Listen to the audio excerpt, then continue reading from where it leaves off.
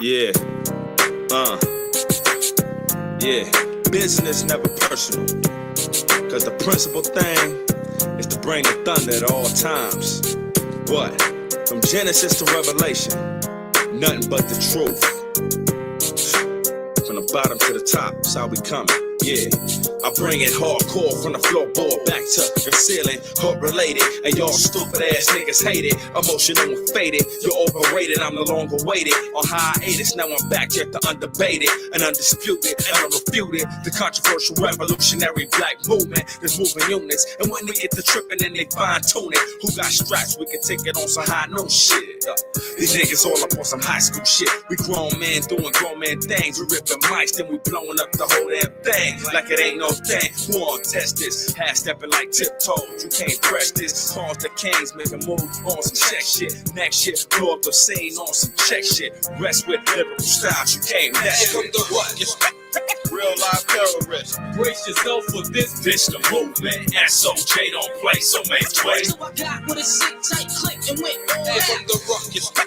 Real life terrorists. Brace yourself for this. This the movement. SOJ don't play, so make way. So I got with a sick tight click and went all out. I lay you down in a mattress made of cactus. Spiritual tactics that makes what I say seem miraculous. Most can't fathom this. You at the bottom of the totem pole, yeah, you think you live in lavish with drug habits. Unrighteous and savage, time to reevaluate. Repent without debate. Meet your fate, set to regulate. Any face and wicked jakes. Face to face, we disgrace your race. Keep it the pace. From here to the end of the short space. The Wadi Howard for the grace and the faith. To stand strong in the golden state. And don't hate or its bones you break. Hit the link then shake. I acquire the great. How long will it take to get 1/3 of my jakes and make moves? We live by the Lord's rules. Open schools in the groove. Wrong decision you lose. I break swords in the name of the Lord, descending from the heavens of one accord. And y'all look at me like I just escaped the court, calling me crazy. Well, maybe in the name of Yahweh Shai, baby. Hope the chariot scoop me up and take me off this dirty land and make me a king. Now bling bling off that. Christ is black like fetus and cat. If you ain't got no facts, just say the whack raps. I put you on your back straight to the mat. The way a lot of y'all be rhyming, I swear you on crack. From the ruckus. Real life terrorists. Brace yourself for this. This the movement. SOJ don't play, so make way. So I got with a sick tight click and went all From out. the ruckus. Real life terrorists. Brace yourself for this. This the movement. SOJ don't play, so make way. So I got with a sick tight click and went all From out. the ruckus. Real life terrorists. This the movement. SOJ don't play, so make way. From the ruckus. Real life terrorists. Brace yourself for this. This the movement. SOJ don't play, so make way. So I got with a sick tight click and went all out. Real life terrorists.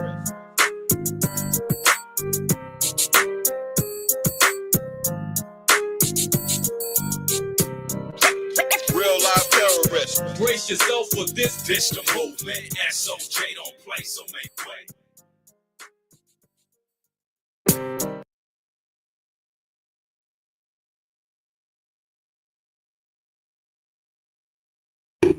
Shabbat Shalom, Shalom, peace. Welcome to another episode, DSTM, Don't Shoot the Messenger. This is Brother Ahmath, IQAhmath, first name, IQ is all the same. Shabbat Shalom to the saints that's in the house, man. All praise, honor, and glory to the Most High, Yahweh Shai. We made it through another Passover. All praise, honor, and glory to the Most High, man. The celebratory aspect of the Passover was, I'm trying to think of a good adjective to describe it, man. But it was tremendous. Let's put it that way. How about that? Very, very beautiful. Had a good time with my fellow saints. Whether you was here physically in the spirit, or in the spirit with us, it's always an honor and a pleasure, man, to continually be able to celebrate the Lord's feast in truth and in spirit. And speaking of the spirit, this Passover has been one of the more challenging. I'm gonna say one of the more because it's hard for me to put a stamp on it because I've been able to celebrate quite a few. All praises, but this one has been pretty intriguing and challenging, so to speak. I'm sure everybody may have a particular testimony that can, pinpoint the aspect of affliction, oppression, stress, despair, sadness, confusion. You know, all of these particular things could have been implemented within this season right now, as we're moving into this Passover, right? Whether you have witnessed it or been a part of or experienced those things personally or not, you can look within the community of Israel in general, or you may know somebody who has experienced any said such things that can make you say, yeah, I can agree with that. I can agree with that. Yeah, it's been an interesting one. A trying time is what we're entering into, man. The times of tribulation, Jacob's trouble is knocking on the door. We're going to look at some things today that's going to help make us stay on point, stay vigilant, stay focused. As we're moving into a continual spirit of unleavening, unwrapping, and disposing of all of those things that have weighed us down. If any of you take notice, most times you may notice that you lost a little weight during the 7 days. And it's typically because of obviously the diet. And we know that yeast and such products like that will continually, weigh you down, put a little bit of extra pounds on you, or keep your weight steady. Once it's removed, take notice if you feel a little lighter, a little bit more clarity into your thinking, a little bit more discerning, a little bit more vigilant in your walk. And it could be very much because of not only just the physical diet, but you're spiritually moving in accordance with the flesh. So that's one thing that you got to take into account. As we know, let's get that in Galatians real quick. Galatians, the 5th chapter. Let me just block it, y'all. Salute to everybody that's in the house, man. Salute to the families in the house. Karatazan in the house. Shalom to you, good brother. Bayan, shalom. And to you and your household. My Northwest messengers up there, man. Shalom to y'all. Jason in the house. Shalom. Ashar, Rosemary, Zakar. Shalom to you, bro. Naquab in the house. Shalom. Kohath, Shalak, Aladad, Oshaya, Elder Rashaf, and anybody and everybody else. Come on in. Come on in. Make sure you wipe your feet, though. Don't come in here if you're not going to wipe your feet. You understand what I'm saying? Don't do that. Make sure you're showing some decorum, man, and some rule. And absorb the rules. Yeah, see, Aladad said he's down 3 pounds. Anybody else? If you want to share your testimony, man, throw it in the chat. Feel free. If you've lost a little bit, go ahead. You should be proud. You should be proud. You feel what I'm saying? But let me share my screen over here and get to this in Galatians real quick.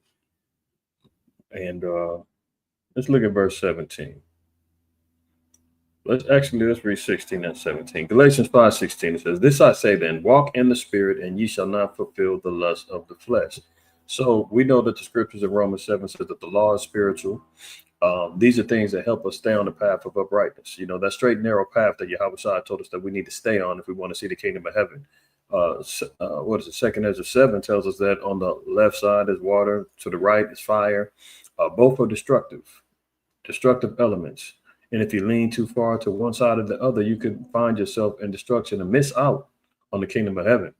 So if we're walking in the spirit, meaning we're going to walk in the law, statutes, and commandments, we're going to walk in the spirit of knowledge, wisdom, understanding, counsel, might, and fear. Isaiah 11:2 tells us that the Holy Spirit descended on the son of Jesse, speaking about Yahweh Shai.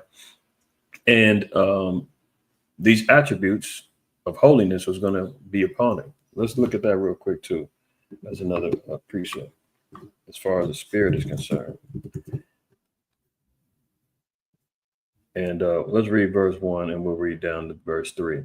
It says, "And there shall come forth a rod out of the stem of Jesse, and a branch shall grow out of his roots." That branch is Yahweh Shai. This is the prophesying of Yahweh Shai. "And the spirit of Yahweh shall rest upon him, the spirit of wisdom and understanding, the spirit of counsel and might, the spirit of knowledge and the fear of Yahweh. And shall make him of quick understanding in the fear of Yahweh." Right? Quick understanding. Wasn't he at 12 years old going over scriptures, questioning the priests and the Pharisees? Right? At 12, quick understanding in the fear of Yahweh, and he shall not judge after the sight of eyes, neither reprove after the hearing of ears, but with righteousness shall he judge the poor and reprove the equity for the meek of the earth. And he shall smite the earth with the rod of his mouth, and with the breath of his lips shall he slay the wicked. This is the objective. If we're moving and if we're moving in the spirit, this is the things that end up happening.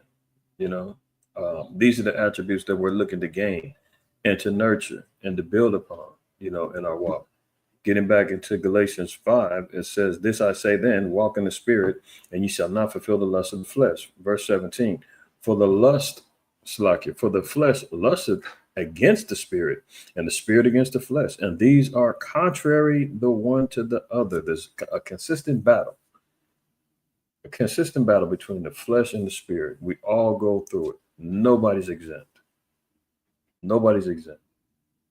That battle, your flesh telling you go this way, your spirit saying that isn't right, you should go this way. Your flesh telling you go ahead and partake in this, your spirit telling you you shouldn't do that.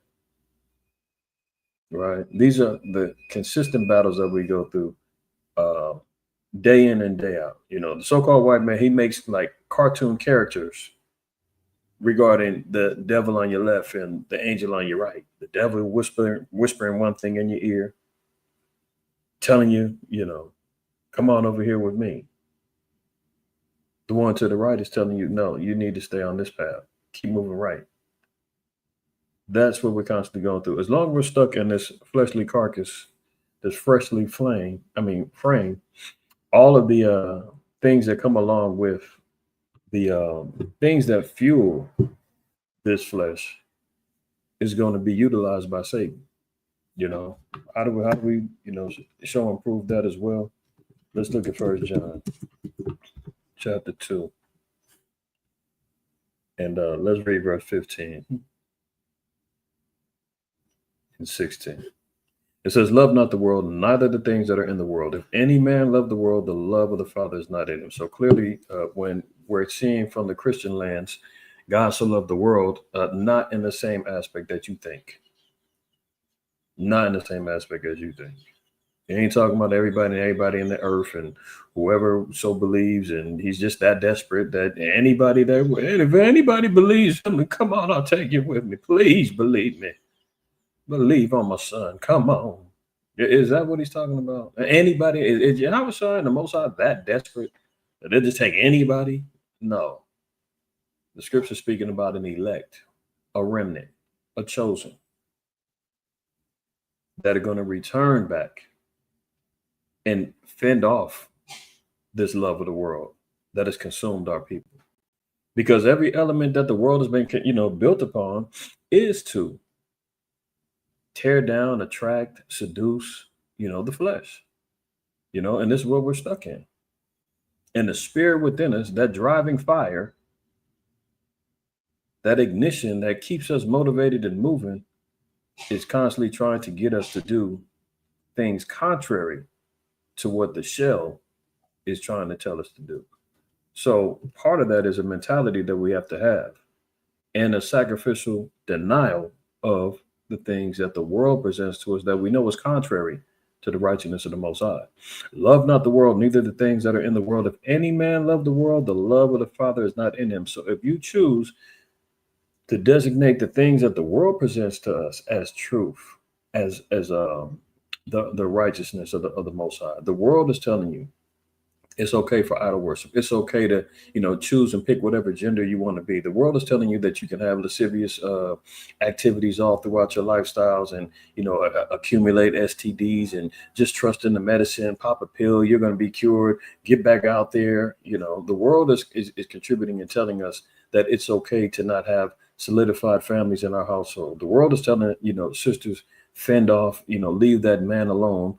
The government, your white zaddy is going to take care of you via Section 8, EBT, WIC, and all these other particular programs that deny a man being present in your home, especially dealing with Section 8, the destruction of the Black family, the destruction of the Hispanic family, the Native Americans being subjugated to drugs, alcoholism, gangs, poverty on these particular reservations. And I've been on them reservations, and it is not nice. They live in worse than a lot of brothers and sisters in the quote unquote hood, in the concrete jungles. Talking about how bad it is. Go travel over to the Pine Ridge, you know, reservations in the Dakotas. Go on over there to the Hopi and the Navajo reservations, and as you continually are walking and trying to dust off your new Nikes, saying, "Damn, when am I going to step on concrete?" You not. My shoes are getting dirty because you're walking on dirt roads and dirt paths all over the place. You're looking at shacks and shantytown houses, trailer homes. That's how we know who our people are. Living here in captivity, going through the same things, right? Hey, but the world is telling you that that's good. Don't worry about it. You're a sovereign nation living on your own land. You got your own governmental laws and so forth and so on. Just stay over there while we continually kidnap your little girls. As we continually rape, rob, and murder and lie about your histories.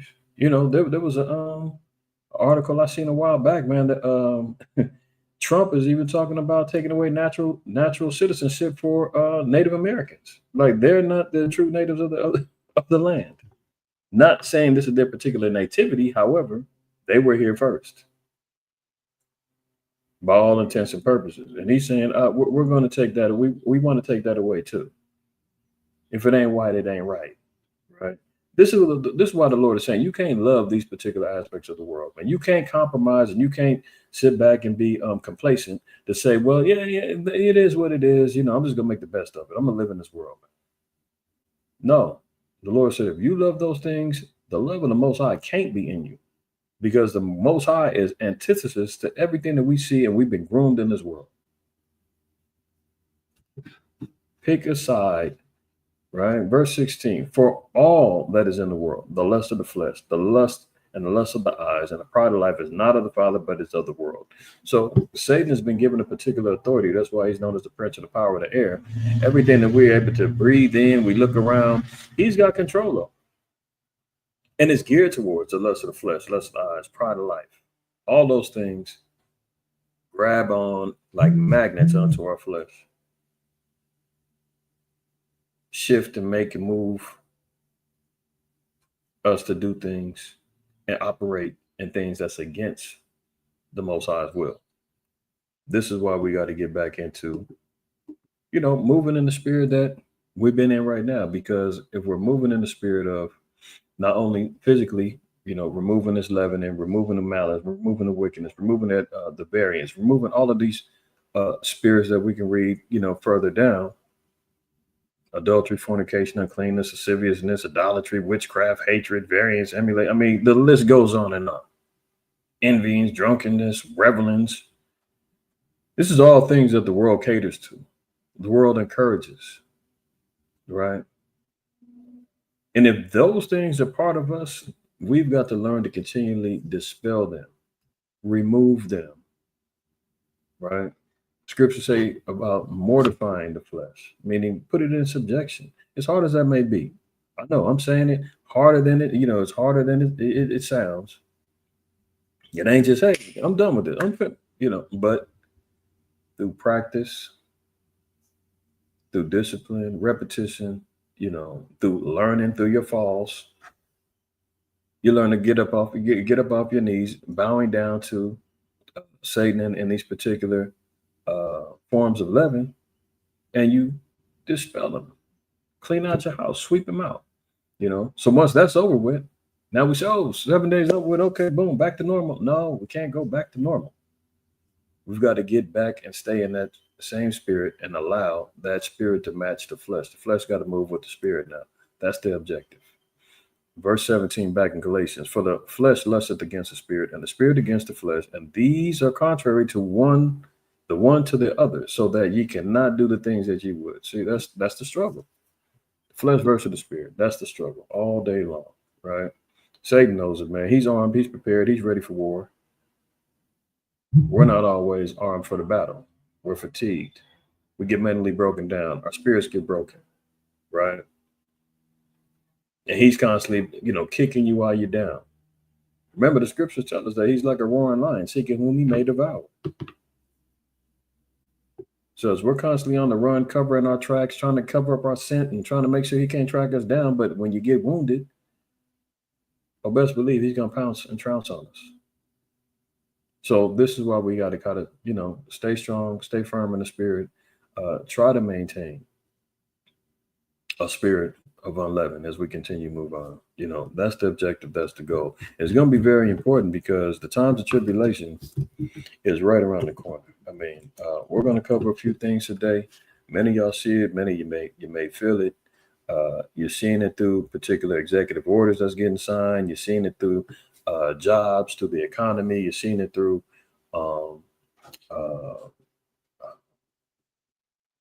you're seeing it through all different types of methods, man. You're seeing it within the divisiveness that goes on just between peoples and races, and you're seeing the divisiveness going on in between organizations. You understand what I'm saying? So the tribulation and the trials is being presented right before our face, and we've got to be girded up and prepared for what's coming down the pipeline. Acts 14, we're going to read verse 22. It says, confirming the souls of the disciples. How do we get confirmed? How were the disciples confirmed? How were the apostles being confirmed? They were being confirmed via their work ethic, being their dedication in the spirit, going through afflictions and tribulations. They was getting ran out of cities. They was getting stomped on. Stephen got stoned to death. They was getting locked up. Paul was getting shipwrecked, robbed. All kind of tribulation was coming forth. Brothers was broke, quitting jobs, just going out evangelizing, doing the work of the Lord. Acts 4 and believe in parts of chapter 3 as well. It tells you that, they had to ask the people, we need your alms. We got to continue doing the work. Everybody saw what they had, threw it at the disciples' feet and said, keep the work going, brothers. We need you. Then if you remember in chapter 4, that one brother and his wife, they held back. And the Most High put them to death. So all of these things we're seeing coming down as a confirmation of the souls of the disciples. That's what we're trying to have. Our souls being confirmed. We're trying to make sure that our names is written in that book. And it don't come easy. It does not come easy. How do we know that? Because this is what it says, confirming the souls of the disciples and exhorting them to continue in the faith. As much as it's within you, you have to continue in this faith. You're going to be approached with all different kind of doctrines of confusion, your family pulling you one way, your own personal mental tribulation that you're going through, be it depression, anxiety, any of these things kick in that make you question your faith, to make you say, there's got to be a different way. There's got to be something better. There's got to be a way that I can be relieved. There's got to be, I can't continue on this way. I'm just losing it all. The Lord said, you've got to be exhorted. You got to be encouraged. You got to be pushed to continue in the faith. Because Lord knows, man, Satan's going to be trying to pull you the opposite way and say, man, just drop it. Forget it. Mark the 4th chapter tells us about, the sower and the seed and that whole parable and how this thing works. Once that seed of faith has been, planted in you, best believe you're going to have opposition that's trying to pull it down, tear it down, and get it up off of you to make you deny the faith. Once you deny the faith, it's a wrap. You can forget about it. So we have to continue in this thing called faith, right? And that we must, through much tribulation, not a little bit, not somewhat, you might get not much tribulation, enter into the kingdom of the Most High. That's what comes with it, That's what comes with it. And we're all trying to make sure that we can endure this tribulation. And our enemies are geared towards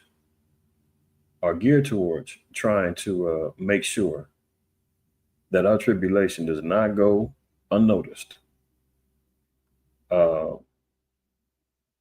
Let's read John 16. We're going to read 33, get right to the point. It says, these things I have spoken unto you, that in me ye might have peace. So The only way we're going to get peace here, right? It's not going to be through your voting. It's not going to be through legislation. It's not going to be through, you getting a higher paying job. It's not going to be through um, your new marriage. Listen, the only way we're going to get peace is through Yahweh Shai. That's it. And that's where our spirits are at peace and that's settled. That doesn't mean that the flesh ain't going to be going through war. When your spirit is centered and has a sense of peace, is because of that faith and that trust in Yahweh Shai and the promises that come along with the Holy Spirit and the scriptures. These things I have spoken unto you, that in me ye might have peace. In the world ye shall have tribulation. So there's always going to be a battle in the world. Why? Because our flesh is attached to this world. It's magnetic, right? In the world ye shall have tribulation, but be of good cheer. I have overcome the world. So just as Yahweh Shai was able to overcome all manners of tribulation, ridicule, rejection, acceptance, all of these things, he said, I was able to overcome the world. And he laid down a blueprint so that we can be able to mimic and walk in the same steps and the disciple steps in order to see ourselves through in these trials and tribulations that come along with it, right? Matthew 10:16. Behold, I send you forth as sheep in the midst of wolves. Be ye therefore wise as serpents and harmless as doves. So in this particular walk, there's times you got to use wisdom. Now he says we're being sent forth. The disciples are being sent forth as sheep in the midst of wolves. We're walking in them same paths. There's ravenous wolves with insidious, intentions towards those that are moving in the spirit of righteousness. And you can't scratch your head and say, why is this happening to me? You should thank the Lord that it's happening to you, because the Lord said he only chastises them that he loves. So can you imagine little old you, little old me, that the Most High decided to say, you know what, out of the 8 billion people in the world, you're going to be one of the ones that I've selected to receive my word, to understand my word, and to have the opportunity to repent and live, learn, and apply it in your life so that you can get the kingdom of heaven. The rest of them, I don't give a damn about. That's an honor. And he said, by the way, this won't be easy. By the way, it's not going to be free. You're going to have to pay your dues in order to get what I got planned for you. Are you prepared for the journey? Are you ready? That's why Yahweh Shai said in John 10, my sheep hear my voice, and they hear my voice, they're going to follow me. You answer that phone, I answer that phone. That's where they got that scene in the Matrix from, where, Morpheus is calling Neo. And they was calling them, and he was, picking up the phone, and he answered his calling. And then once he met Morpheus, he said, all I offer you is the truth. Take the red pill. He takes you that as far as a rabbit hole can go. You take the blue pill, you go back into the world and return life to normal. Wait for your death. Yahweh Shai is doing the same thing. He said, look, I'm going to send you out there as sheep in the midst of wolves. Be ye therefore wise as serpents. So you're going to have to move with a certain wisdom in order to maintain amongst these wolves. And harmless as does, because we still have to remain blameless. We still have to remain unspotted, the white doves in our walks. But you have to be able to match the wisdom and the tenacity of the wolves, but you got to do it as wise as a serpent. Verse 17, but beware of men, for they will deliver you up to councils, and they will scourge you in their synagogues. So there's going to be persecutions that go on. Delivered up by men, brothers going to be arrested, persecuted, martyred, brought before judges and councils, being scourged in the synagogues and the places in the seats of judgment and in quote unquote religious circles. You already get a little sample of that. The black, with a hard CK. Me and Elder Ross were talking about that. Well, when has that ever been appropriate? When it comes out them thin serpentine lips of the so-called white man, when he say black man, it's like it sounds just like he's saying nigga with a hard R. right? Sounds the same way. You dig what I'm saying? So they're going to produce things that put us in a particular situation of scourging, right? And we're going to look at a little something like that later. And ye shall be brought forth before governors and kings for my sake, for a testimony against them and the Gentiles. See, a testimony against them and the Gentiles. See, what's our stance in regards to the gospel? It's always things that are against the government. Remember, Jeremiah 28:9 tells us that the prophets before me had prophesied both against many kingdoms and countries and pestilence of war and this, that, and the third. Like, that's the gospel that we teach. Brothers is on the highways and the byways, in front of government buildings to street corners, prophesying as testimonies against governors, kings, rulerships, the beast system, and the heathen. And them same folks that are being prophesied against and being brought into persecution by the word, they're going to bring us through physical persecution and let us know they don't like what we're saying. They already do it now. It's on digital aspects. They're running around trying to send out their hordes of, Christian apologists and trying to record this, that, and the third. They're out there twisting the facts. They got AI all of a sudden knowing about the camps and knowing about individuals. And do you want your answers? Go to ChatGPT. They'll tell you all about the Black Hebrew Israelites and everything else. Like the slander and everything else that comes along with it, the framing, the AI, the Photoshops, everything's going to be thrown at us. The voice manipulations, you name it. The technology is already here. The witchcraft is already in effect. Verse 19, but when they deliver you up, take no thought how or what ye shall speak, for it shall be given you in that same hour what ye shall speak. See, there's a rule in the streets that they always talk about, no snitching or whatever, right? You get arrested, you get accosted, you get questioned. First thing they tell you, say, shut up. Don't say nothing. You ask for your lawyer, right? Don't say nothing. No matter how much they want to seduce you. Hey, tell us what we want to know. Tell us where you're meeting at. Tell us how many camps you got. Tell us about this. Tell us about these words that you're speaking. Tell us about this, and we'll let you go. We don't want you. We want the heads. We want you.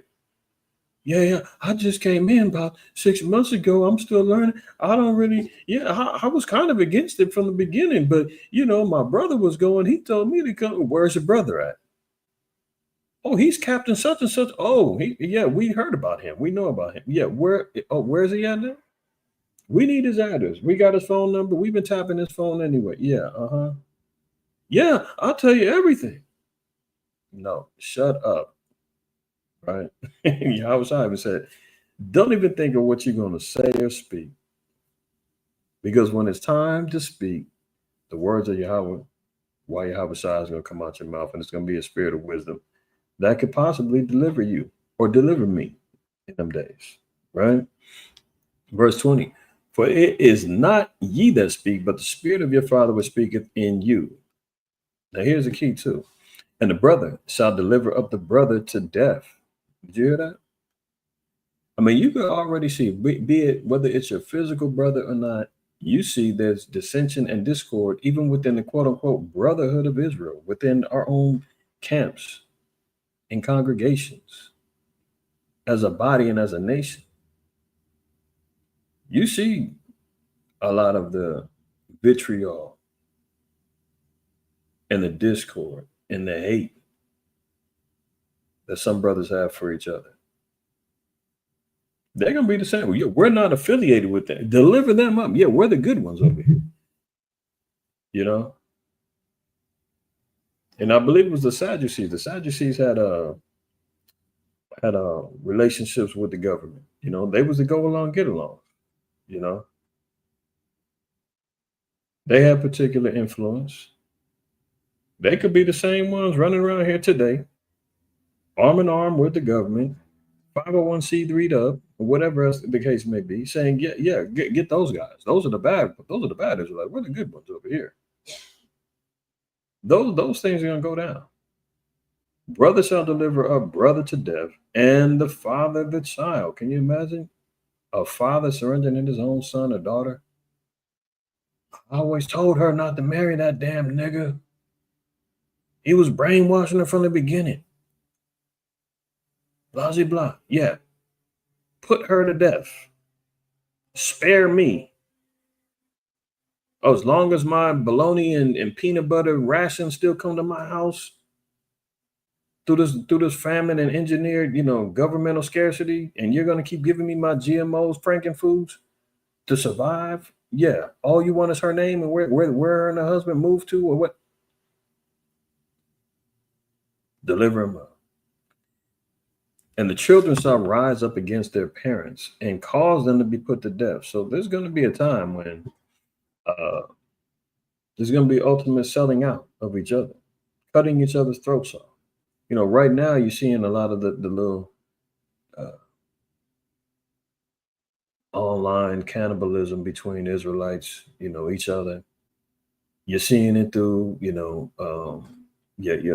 cousin who's the preacher at whatever church, and y'all had a fiery debate, and they got cut up and embarrassed, and that the church members is questioning their faith now. Oh, revenge is an MF. Revenge is an MF when they say, "Oh, I can finally get rid of them." Sick of them damn Israelites, man. He put me and my church and congregation to a shame when we had that debate. But that's your cousin. I don't give a damn. I love God more. As they're putting up white images of Christ all over the damn place.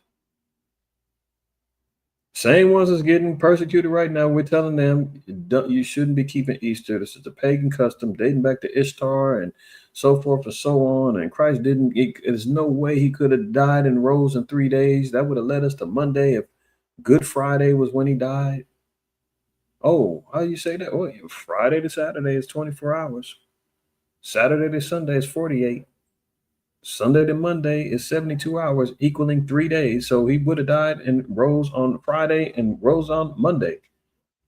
Leave it to their knowledge. Leave it to their breakdown in regards to this pagan holiday known as Easter. I seen a article that was talking about because of the egg shortages, the Easter egg hunts, man, they're out here substituting things with like potatoes and all kind of foolishness. Can't stop the paganism, can't stop the customs. You got to keep the spirit of Nimrod alive and everything else. Well, them Easter egg hunts are slowed down because of them prices. But this is the things that the Lord is letting us know.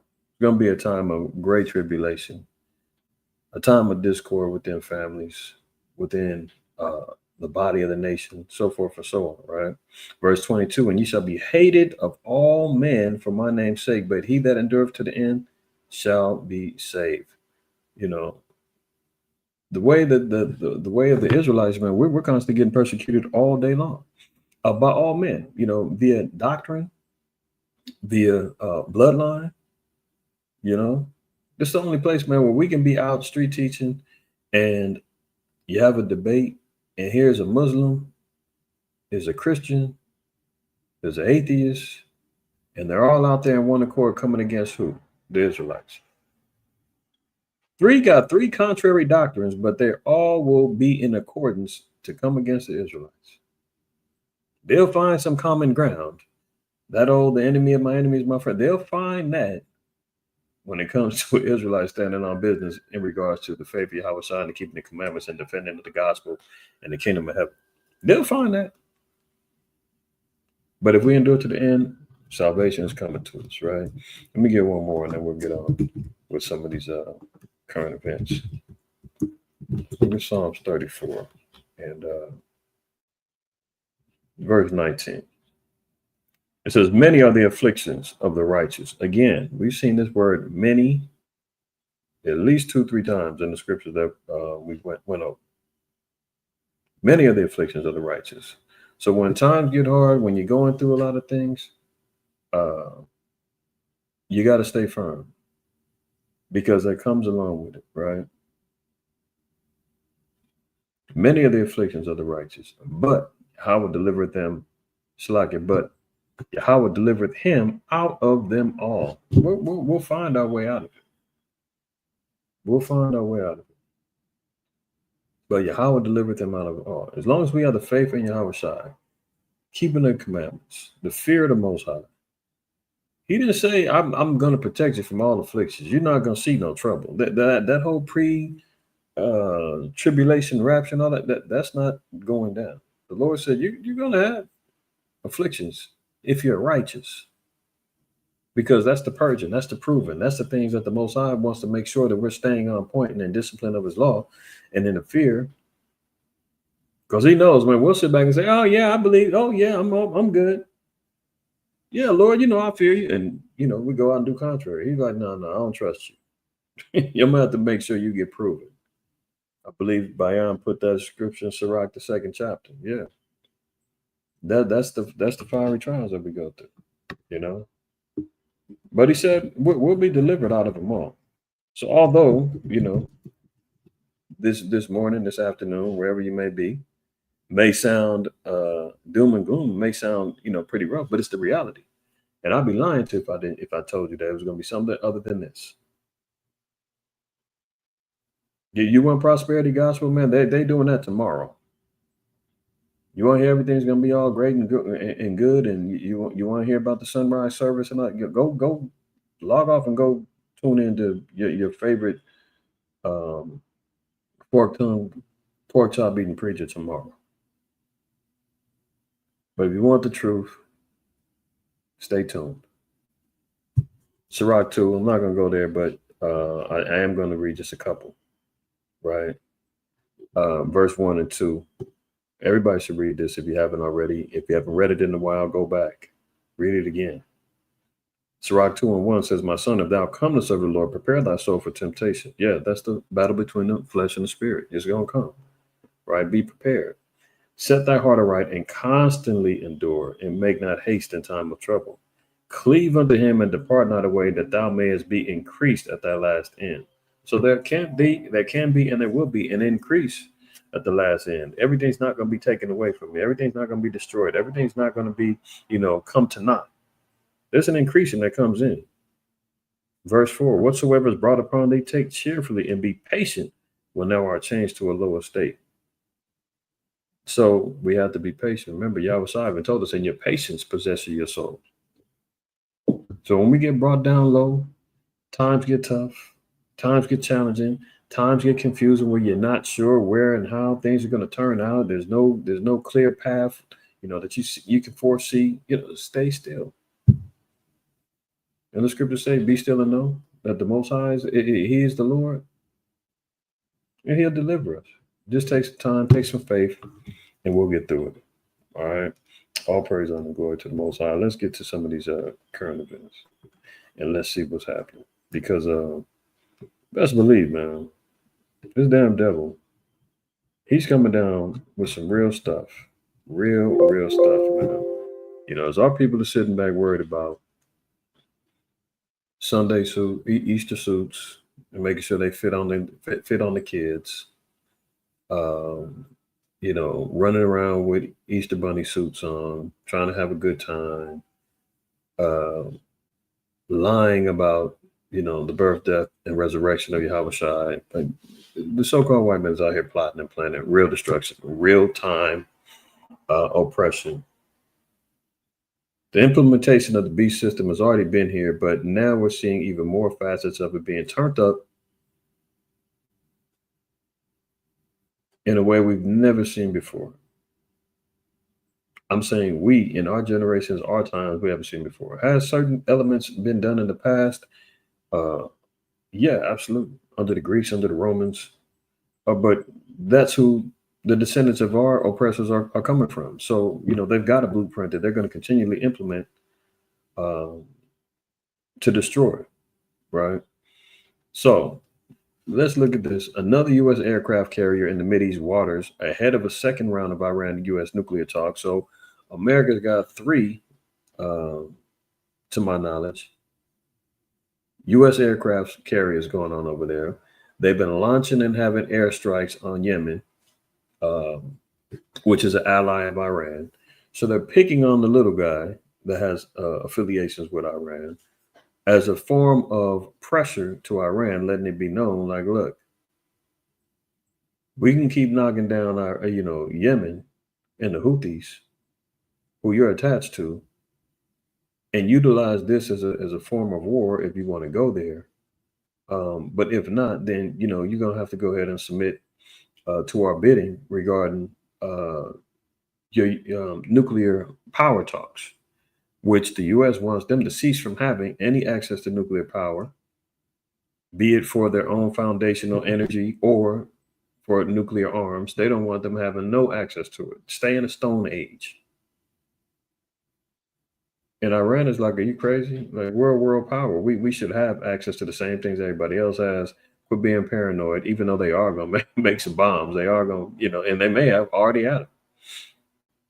But they're trying to not, deal with them. But so the U.S. is putting more pressure. They're sliding over there more towards the Middle East, which all goes back down to Joel 3, Valley of Jehoshaphat, the armaments going up, the warfare that's going to happen over there in the Middle East. So we're seeing those things develop. A second, there was two. My bad. I thought it was three. I thought they had two already over there, but maybe I'm off on that one. A second U.S. aircraft carrier is operating in Mideast waters ahead of the next round of talks between Iran and the United States over Tehran's rapidly advancing nuclear program. Satellite photos analyzed Tuesday by the Associated Press showed the operation of the USS Carl Vinson and the strike group in the Arabian Sea comes as suspected U.S. airstrikes pounded parts of Yemen controlled by the Iranian-backed Houthi rebels overnight into Tuesday. American officials repeatedly have linked the U.S. month-long campaign against the Houthis under President Donald Trump as a means to pressure Iran into negotiations. See, there you have it. There you have it. Let me see something real quick. And just a question. If you got your notification regarding today's DSTM, throw a 7 in the chat, because I sure didn't.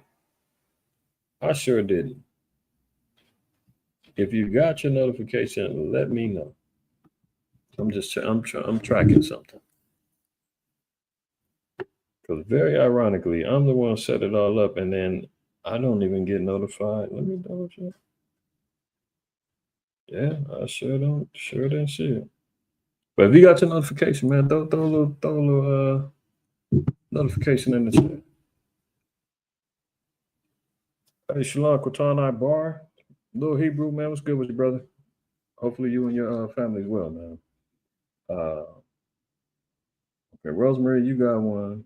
Naquab didn't get one. I know I ain't alone. But let's continue on. Oh, you had to get reminded.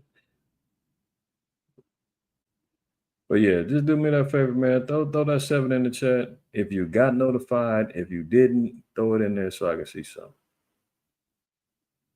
All praise. Let's continue.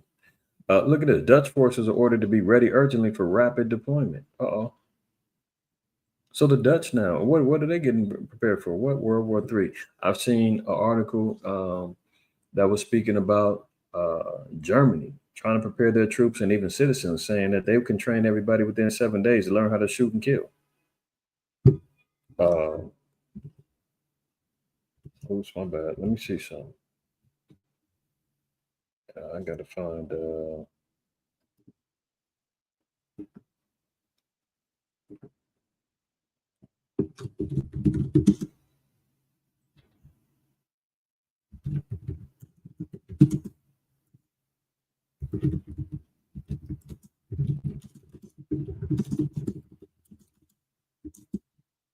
Let me see something. So the Dutch, they're telling them get ready. 3 weeks. That's just 7 days. My bad. Either way, the facts remain. Look at this. This is German. Learn how to shoot and kill in 3 weeks. German newspapers advertise military training courses for civilians. Hello? Do you see this? What are you getting over here? What are you being told over here, right? Europe continually working on preparing for war. The realities of a World War III scenario going hot. Right now, we've got little skirmishes in regards to proxy wars jumping off between Ukraine, Russia, between, Israel and the Hamas and, Iran and the Houthis and America. And, it ain't really went hot yet, but we're seeing all of the elements, all the recipe is there, man. All of the damn, seasonings is in the pot. And here we see in Germany, they're telling their civilians, get ready. We've seen various articles in different countries talking about make sure that you've got your 72-hour preparedness kits. You've seen countries like Russia telling their people get ready for nuclear fallouts. They getting bug out bags with masks and everything else, being prepared. Learn how to shoot and kill in 3 weeks. And German newspapers advertise military training courses for their civilians, right? So we see that. Then we double back and we look over here and we see in the Dutch forces are ordered to be ready urgently for rapid deployment. These are all NATO-aligned countries, right? Over 76,000 Dutch defense employees received an order of the day last week, which outlined the military's newest goal to be ready for deployment faster. The order was written by the Netherlands' highest military officer, Onno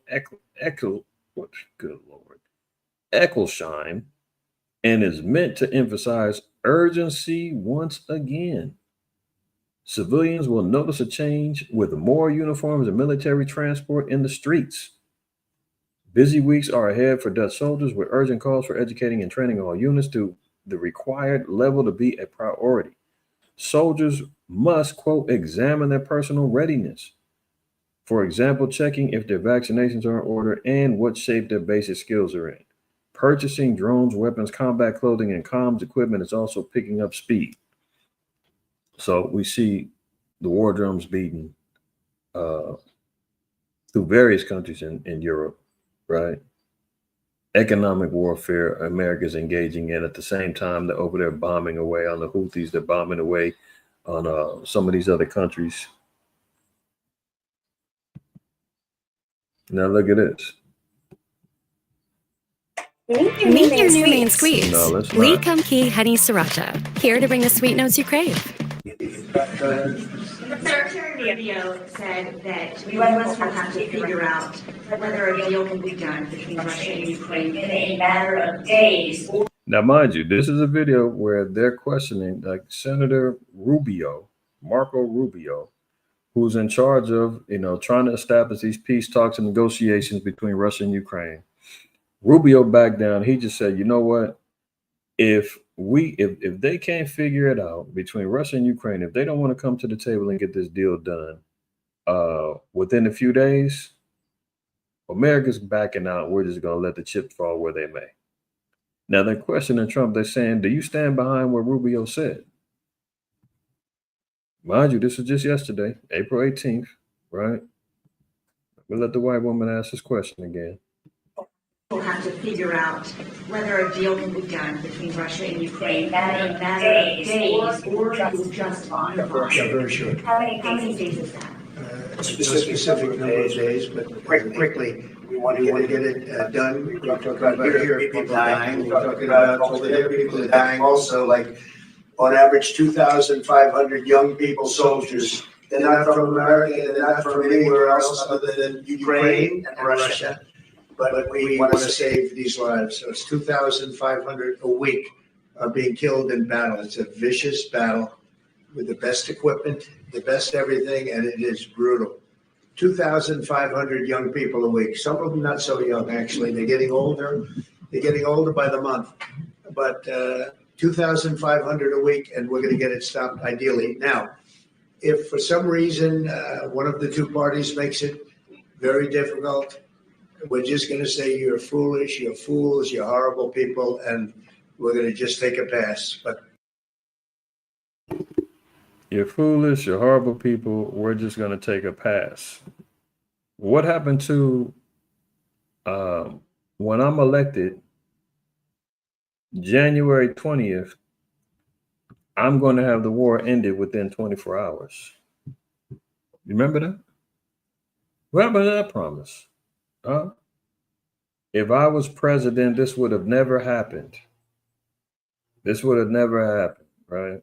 You know, he's constantly repeating himself like he's got a glitch going on in his, body system where he's constantly, if I was president, this would have never happened. October 7th would have never happened. He's constantly, nothing would ever happen, right? But now he's talking about, if they won't listen to me, they're foolish. And I'm just going to pull the plug and just say, we're finished. We're out of here. Kill yourselves and it's all good. I'm dipping. What happened to all them promises of peace? Huh? Let me let them go again. Hopefully, we won't have to do that. And Marco's right in saying we want to see it end. You're foolish, you're fools, you're horrible people, and we're going to just take a pass. But hopefully, we won't have to do that. And Marco's right in saying we want to see it end. Think of it. Every day, a lot of people are being killed. As we talk about,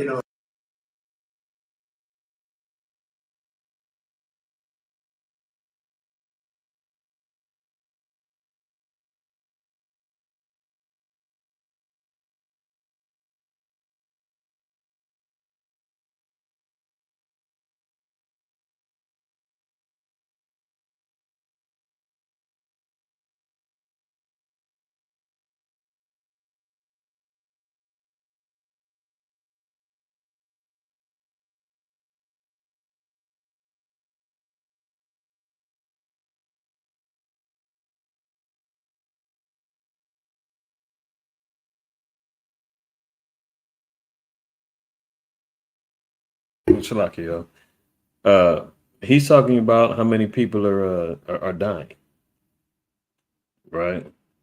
He's talking about how many people are dying. Meanwhile, we've heard that already, but he's steadily killing people in Yemen. The policies that America's been upholding for the small hats have been starving out and killing thousands upon thousands of Palestinians. The policies that America's been upholding is allowing them to bomb tactical facilities over there in Iran. He's talking about people that are dying. Oh, but there's no blood on his hands? Really? I mean, come on. We know that that's not the truth. But maybe it's because they ain't got the complexion for the connection. See, Ukraine and Russia, those are white folks killing each other. It's no problem if you want to bomb some sand niggas. It's cost of doing business. But we got to stop killing these white folks. We got to stop killing each other. That ain't how it's going. So getting back to 1 Thessalonians 5:2, when they shall say peace, peace, sudden destruction happen, Mr. Trump is learning that he's going to have to submit to the will of the Most High. They want to listen to me with my peace talks. I'm just going to have to take a pass. Yeah, you're going to have to take a pass because that ain't the will of the Most High. With his lying self. That 24 hours is out of here. Right? Here it goes. How Trump backed away from promising to end the Russia-Ukraine war in 24 hours. Of course, he's going to be slick and fork tongue wagging all over the place and telling you, I'm going to tell you one thing and do the opposite. I remember playing that video a while back when he said he tries to tell the truth when he can, which means all the other times he's always lying. And who's telling him when he can't say the truth? Let's be reminded of this. During his campaign, Donald Trump said repeatedly that he would be able to end the war between Russia and Ukraine in 24 hours upon taking office. He's changed his tone since becoming president again. Lies exposed. There we go. As various U.S. emissaries have held talks looking for an end to the war, both Trump and his top officials have become more reserved about the prospects of a peace deal. Secretary of State Marco Rubio on Friday suggested the U.S. might soon back away from negotiations altogether without more progress, adding a comment that sounded like a repudiation of the president's old comments. No one's saying this can be done in 12 hours, he told reporters. Yeah, your boss did. And he didn't say 12, he said 24. Now, mind you, if America decides to back away from Ukraine and Russian peace talks, that means it's going to be solely up to NATO to determine how and if the prospects of quote unquote World War III carries on. World War III.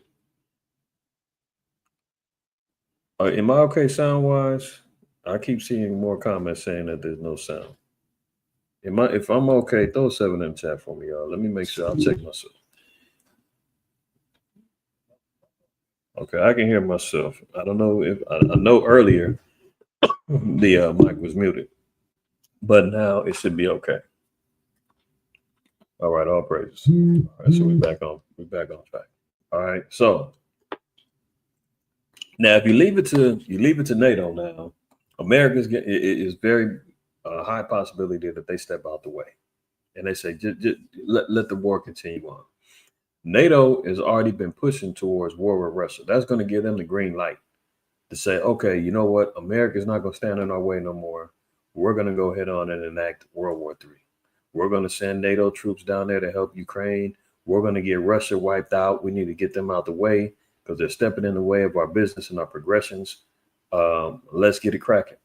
This is why we're seeing in particular headlines about the Dutch preparing for war, Germany preparing for war, Russia preparing for war, UK preparing for war, Poland, and said countries around Russia, they're all getting ready. All they're waiting for is a green light for America to say, you know what? Do what you're going to do. And America, with their contractual obligations as being part of NATO, they can't just sit back and say, that's between y'all. I don't have nothing to do with that. Yeah, you do. You've had something to do with it from its inception. So America is going to have to partake in some form or fashion in that war. The writing's on the wall, y'all. We can see it. Let's continue on. So he's backing away. 24 hours. I lied. I can't get that done. That ain't happening. Now it's time to just get it cracking. Let's go.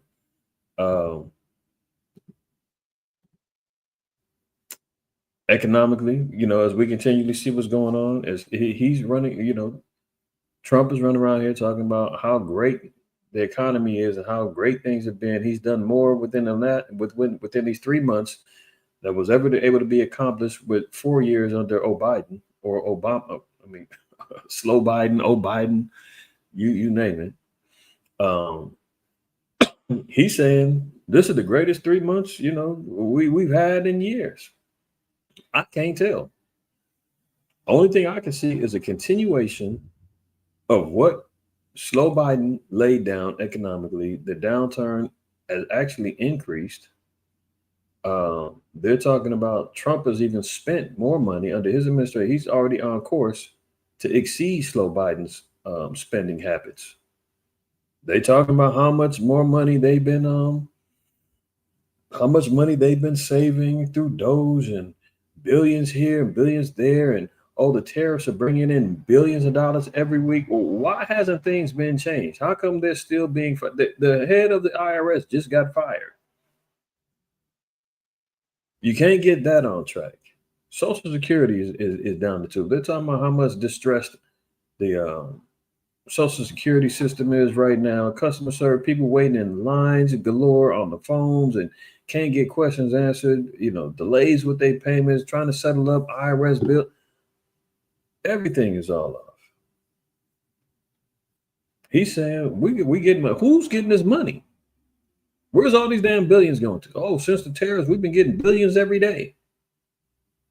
But meanwhile, you're still laying off, job loss, economic collapse going on with the stock markets, the crypto markets. Everything else is going to hell in the handbasket. People are holding on to dear life. 70% of people are living check to check, and they're in doubt of where this economy is going to be headed.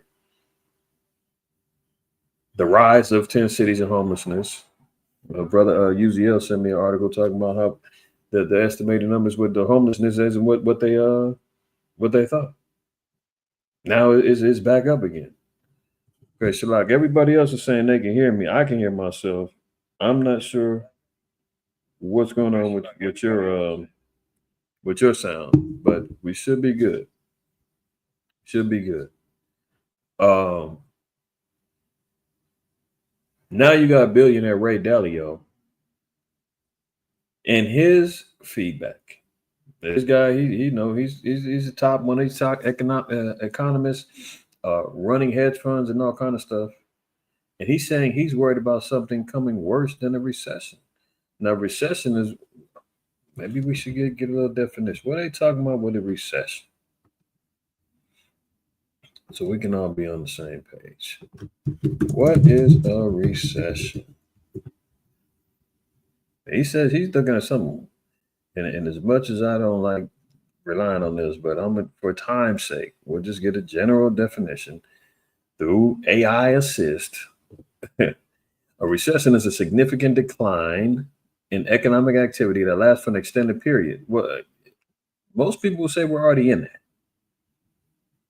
Typically defined as 2 consecutive quarters of negative growth in gross domestic product, it often leads to reduced consumer spending, increased unemployment, and lower business investment. I think we're experiencing all that right now. I think we're in a recession.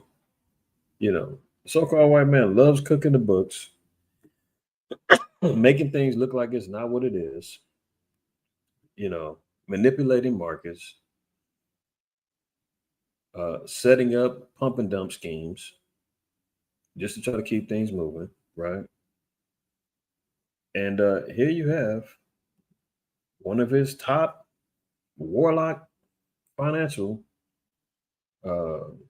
billionaires saying that something is coming down the pipeline that could be worse than what we just got to reading. Worse than increased unemployment, worse than, what else did they say? Worse than not being able to buy, consumer spending, worse than people not investing in business, which means ultimate collapse in the way that America is set up via investments in stocks and so forth and so on, right? Look at this. A recession is a significant, widespread, prolonged downturn in economic activity. He's saying something worse could be coming down. Worse than that is happening. We always talk about black swan events. We're talking about black swan events, things that are going to curtail the progression of society, a collapse, if you will. Let's look at this. Bridgewater founder Ray Dalio said on Sunday that he's concerned that the global monetary system will break down. President Donald Trump's tariff policies and growing U.S. debt are contributing to a new unilateral world order. Remember, you couldn't even use them 2 words 15, 20 years ago without being called a conspiracy theorist. You just didn't include the word new. But even that now is becoming more commercialized. Now it's just like, yeah, you guys are on to something. But anyway, we're going to just use the word until it's wore out. Just like, brothers use the word naked with each other. At one point, it had a negative connotation. Now we use it so much, it's just happenstance. You got white people calling each other nigger now. Now they just manipulate and use the word now. Now it just becomes normal. And we can double back and be like, hold on, that word used to have some meaning, man. That word ain't right. You ain't supposed to be, you definitely shouldn't be saying that. Now it's New World, what? Yeah, we know. Everybody's saying that. It ain't no big deal. Right? That's how they manipulate things. So let's continue. It says there's a growing U.S. debt contributing to a new unilateral world order, Dalio said. Dalio said the fallout from turmoil in bonds could be more severe shock to the monetary system than the 2008 financial crisis. So if anybody had, I don't know what your financial position was back in 2008, but when they had the housing market crash, I've known and knew people who had bought homes under that big boom. If you remember back then, if you're old enough or you was in that time period of maturity where, you could kind of see where things was moving. The real estate market was booming, man. Everybody was going to school, trying to learn how to be real estate agents, was trying to get out there to sell houses and townhomes and condos. And, everybody was getting money, and they was running these scams, basically, getting people with low income to qualify for these 6-figure houses that they know damn well they couldn't afford, setting them up with adjustable rate mortgages, balloon popping their mortgage payments, taxes, and everything else. They was qualifying everybody. And then when the banks was running out of money from sending out all these loans and people couldn't pay them back, banks were defaulting, going upside down. Everything went to hell in the handbasket. The market crashed. And under Obama, they came in and said the banks are too big to fail.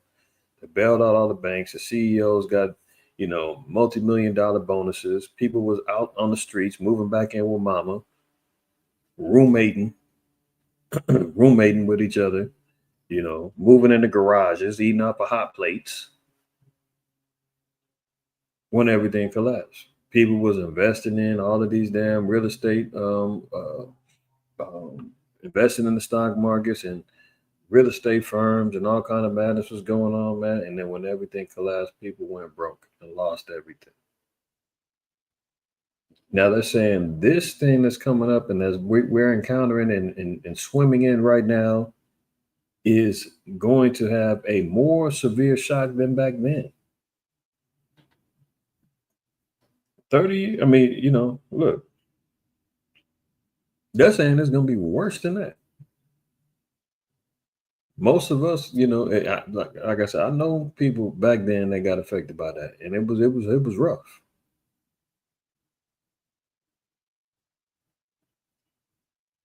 Economically, man, things were shot down. Brothers working 2-3 jobs, overtime galore, trying to, just to survive. Payday loan, scenarios. I mean, at that time, there was a lot of people going through all kind of stuff. If you really think about it, if you knew or was aware back in them days, some of y'all may have been affected by it, didn't, can reflect on it. But they're saying it's going to be worse than that. Bridgewater founder Ray Dalio said on Sunday that he is worried that the turmoil resulting from President Donald Trump's tariff and economic policies will threaten the global economy. Quote, right now, we're at a decision-making point and very close to a recession. Why do they keep saying very close? Like, they're scared to put it out there and say, look, we're in a recession, y'all. Times are going to be bad. Buckle in. We don't know where this thing is at. We don't know how to get up out of it. This tariff thing, man, we might get this money back. But even if this plan that the Trump got a line, it's going to take a few years to even get it, rolling. So who and how many people are trying to hold on to the turnaround when you're check to check, when you're getting laid off? My job, they already said they're getting rid of jobs and they're saying we're not replacing them. I'm like, hold on. So I said, is it a hiring freeze? Like, what's going on? Yeah, you could say that. There's a hiring freeze, whether people are quitting, finding other jobs or whatever, they definitely saying those positions won't be filled anymore. They're pretty much disappearing. And that's happening all over the place. So Ray Dalio is saying right now we're at a decision-making point and very close to a recession. Dalio said on NBC News, meet the press, and I'm worried about something worse than a recession if this isn't handled well. Well, clearly, things ain't being handled well. So, Ray, you might be onto something. China halts rare earth exports to U.S., threatening supply chains for cars, semiconductors, and aerospace industries. This is the hit back that China's doing, halting. And see, that was one thing I was wondering. Is I'm like, okay, well, Trump keeps laying down these tariffs. I think they're at damn near 254% tariffs on all their exports. And I was like, well, what if China just says, I'm not sending you nothing. You want it, come get it. I'm going to cut you off. That's a lot of things there's a lot of things America relies on China for. And if they just say, you know what, forget it. We're not paying these taxes. We're not paying these tariffs, man. Forget it. I'm cutting it off. You don't like it, let's go to war. And here we go. they are halting rare earth exports to the U.S. Because remember, even with all these tariffs, Trump put a little caveat in there, was like, oh, well, the things that we really need, the technological things, we need them chips, we need the phones, we need the computers. We won't put we leave those at 20%. But all the other little minor stuff we don't need, and we're hitting you up for that. That's why even Elon was tripping at first, because he was like, hey, you stepping on my business, bro. I can't deal with this. I need it. And Trump was like, oh, well, don't worry. I'm making an exception for certain things that we need. Other than that, we're hitting them up heavy. So China says they're going to halt these rare earth exports. It says they've halted exports of 7 critical rare earth elements to the United States, a move that threatens to disrupt supply chains across key American industries, including automotive, semiconductor, and aerospace sectors. China's Ministry of Commerce recently added 7 rare earth elements, including dysprosium, terbium, and lutetium, to its restricted export list. These elements are essential for manufacturing high-performance magnets used in electric vehicles, advanced weaponry, and consumer electronics. Did you hear that? Advanced weaponry. So America relies on rare earth minerals for their defense spending and their weapons. You don't get that, you ain't getting it. Electronics, you need the computers, the tablets, the phones, they're cutting off those things. Electric vehicles, which is tapping into the pockets of your man Elon, right? So they're talking about, okay, well, you know what? We'll just stop sending you these things until you get a grip. And on the flip side, Trump is running around here talking about, and you see these headlines, oh, China's going bankrupt. There ain't no way China is going bankrupt. That's a damn lie, man. Do you know how many tons of gold China has in its reserves? You know, they still have an alignment with the BRICS, with Russia, Iran, South Africa, and a multiplicity of other nations that they've absorbed into the BRICS. China is not bankrupt, man. That's American media putting out these damn lies to make it seem like, oh, these tariffs are really working. But meanwhile, China sitting back saying, oh, we'll be okay. Will you? Because you depend on us for a lot of your industrialism. You need us for all of this stuff. Yeah, and Trump talking about China's calling me multiple times a day. It should only take one phone call. What do they keep calling you back for? Come on, man. This is ridiculous. Let me see if I can find that real quick. I don't want to say it in. Trump says China is calling.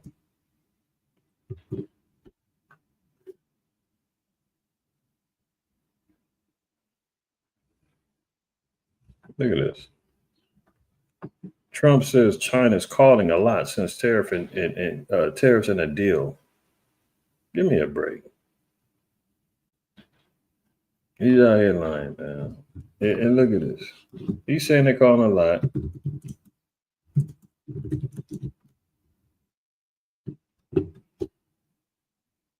China's going broke. See, look at this. Now these are old. Hold on. I want.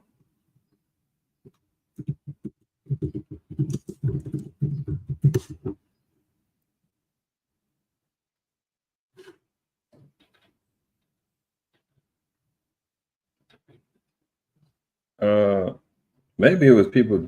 I seen YouTube people putting that as the thumbnail titles, but I think that was it. I seen it on some YouTube videos talking about YouTube. I mean, China's going bankrupt, but I never looked at the videos. But nonetheless, they're Trump is running around talking about China's baking, calling every day. Like, knock it off. Knock it off. Trump administration sued after taking down its public spending tracker. Do you see that? He's out here spending like the world's coming to an end.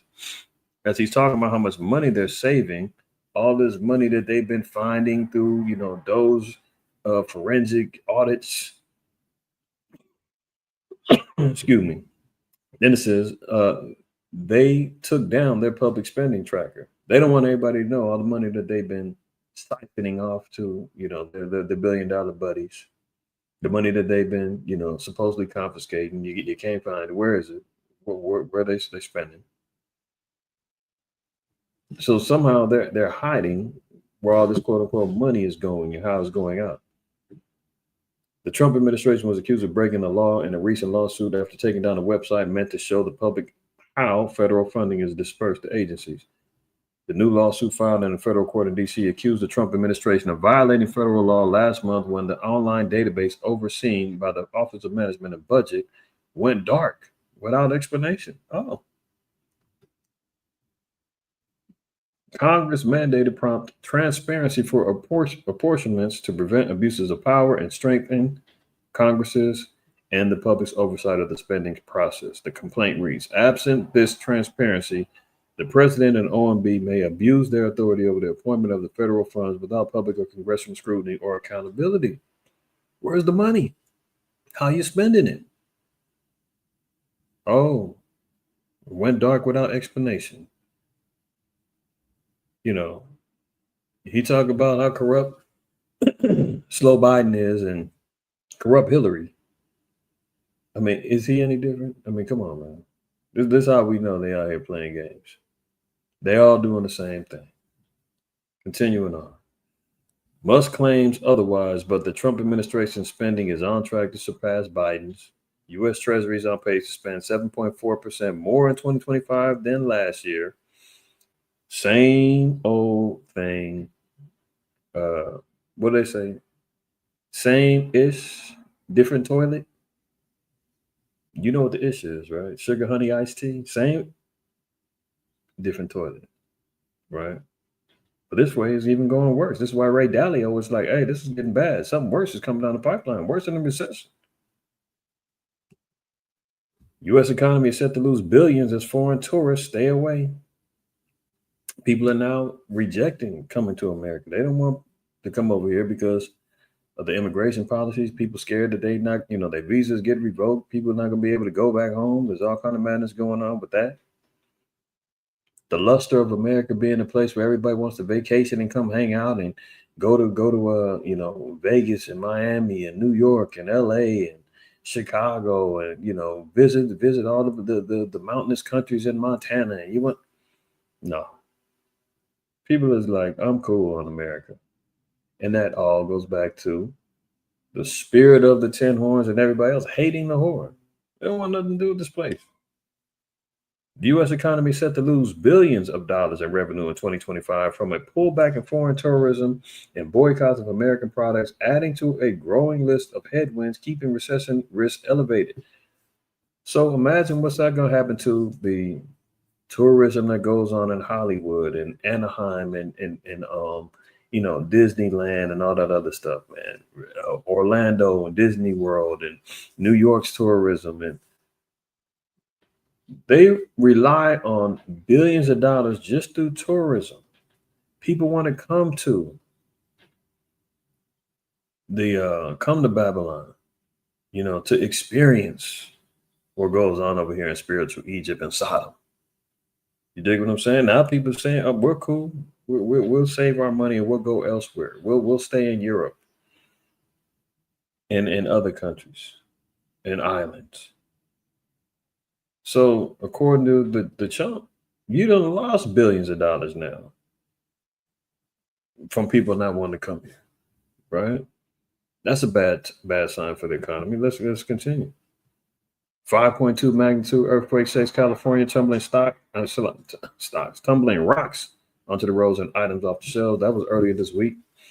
They had a 5.2 earthquake. It was down by San Diego in the San Diego area. We didn't really feel it too much here in LA. San Diego, for people that's not out here, San Diego is about a 3-hour drive from LA. So we didn't feel it. I didn't feel it too much, but I did get the notifications on my phone saying, get prepared. A little shaking might happen. I did get the earthquake notification. I don't know if anybody in the city, anybody around us, felt it because it was a distance from us. But This is the first of many that we've had, within the last few months. They're not big. I think this was probably the biggest one that we've had in a little while in California, outside of the one that was up there in up north a few months ago. But the quakes is here. Let's look at this. You talking about earthquakes in diverse places. Top 100 countries struck by earthquakes this last year. Mexico had 1,971 earthquakes. Guatemala has 704. El Salvador. Now, mind you, this is just diverse places in Babylon. North, South, Central, and the islands. Look at how Babylon is shaking.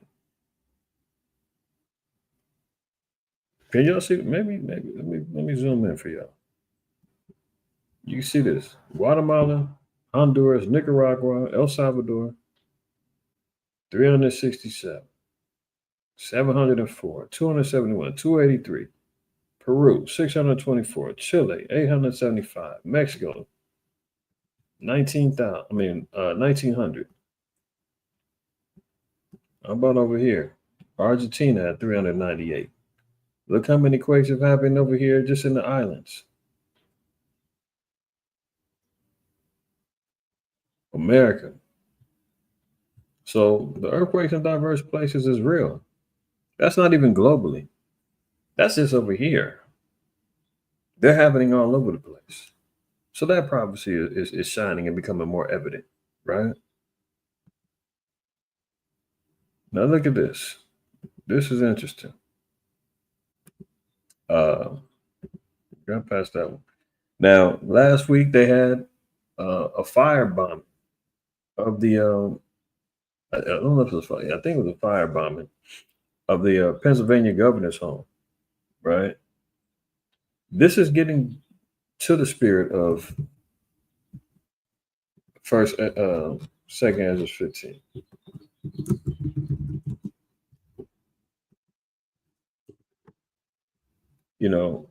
When people are starting to get sick of governmental and systematic authority, they're going to strike back, right?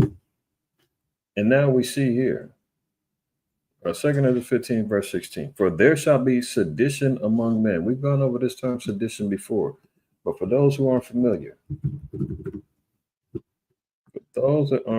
sedition, right, is conduct or language inciting rebellion against the authority of a state. Rebellion against the authorities of the state, right? The raising of commotion in the state, not amounting to insurrection, tending to treason, but without an overt act, excitement of discontent against the government or a resistance to lawful authority. So there's going to be an increase in that spirit amongst men, right? For there shall be sedition among men, and invading one another. They shall not regard their kings nor princes, and the course of their actions shall stand in their power. So the Pennsylvania governor's home got bombed, a firebomb. They set it on fire, right?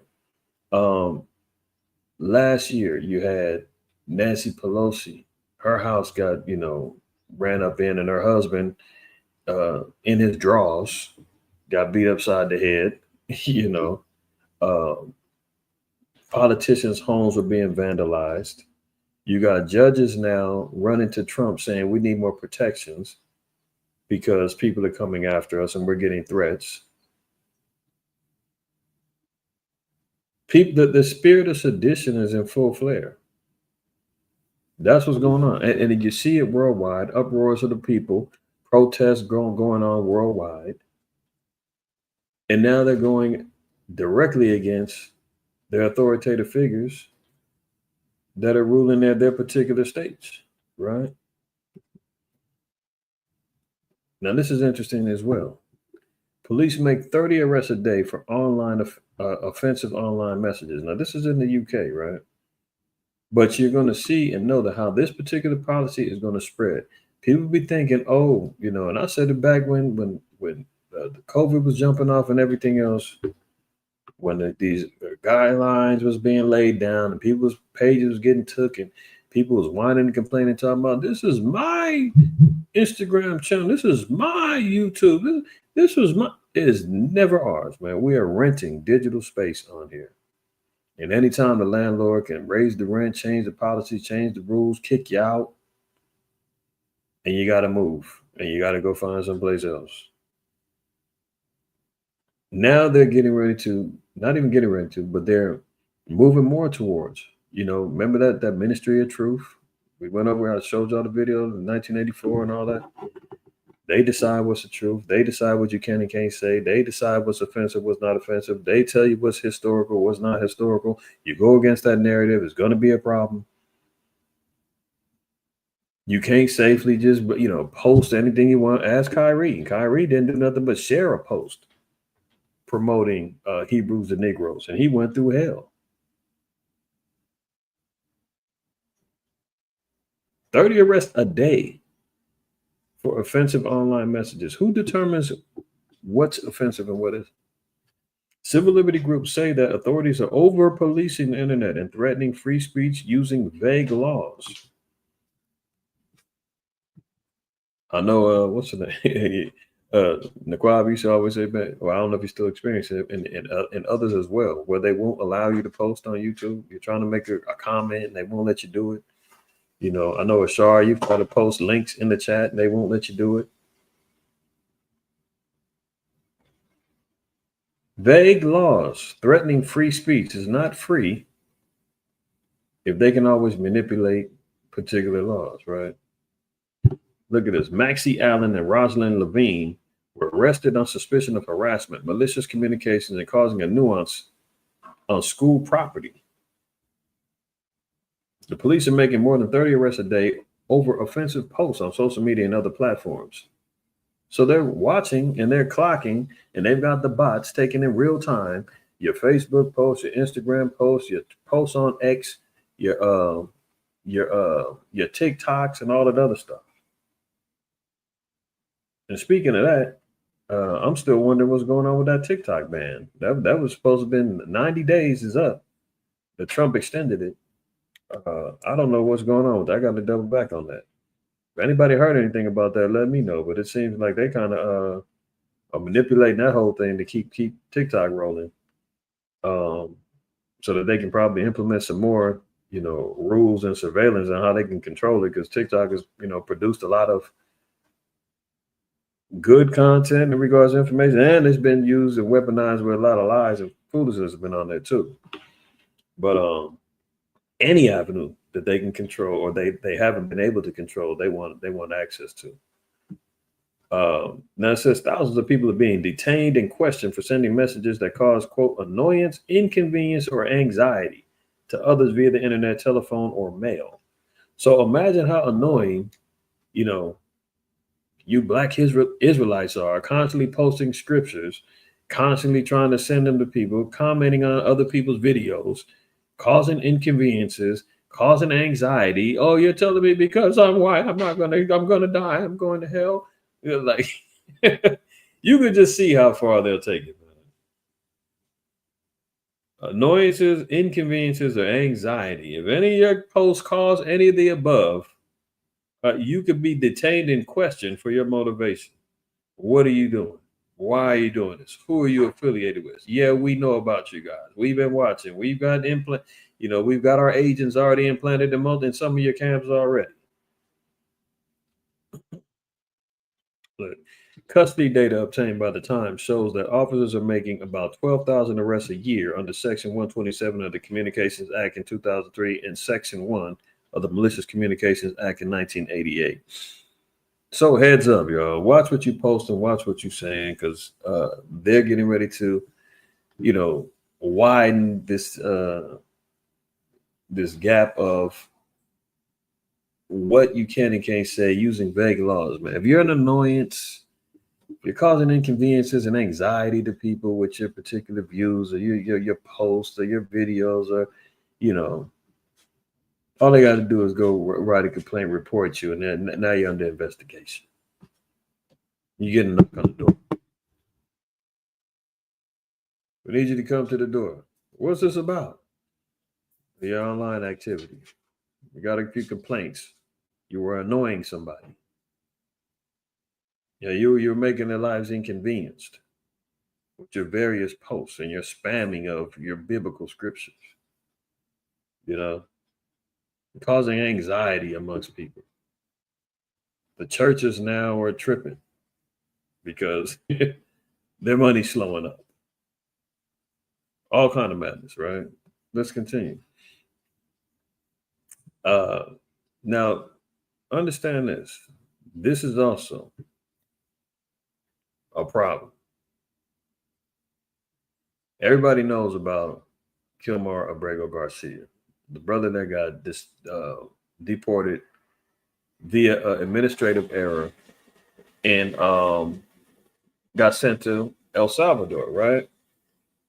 And the U.S. Supreme Court has said, yeah, there was an error, send him back.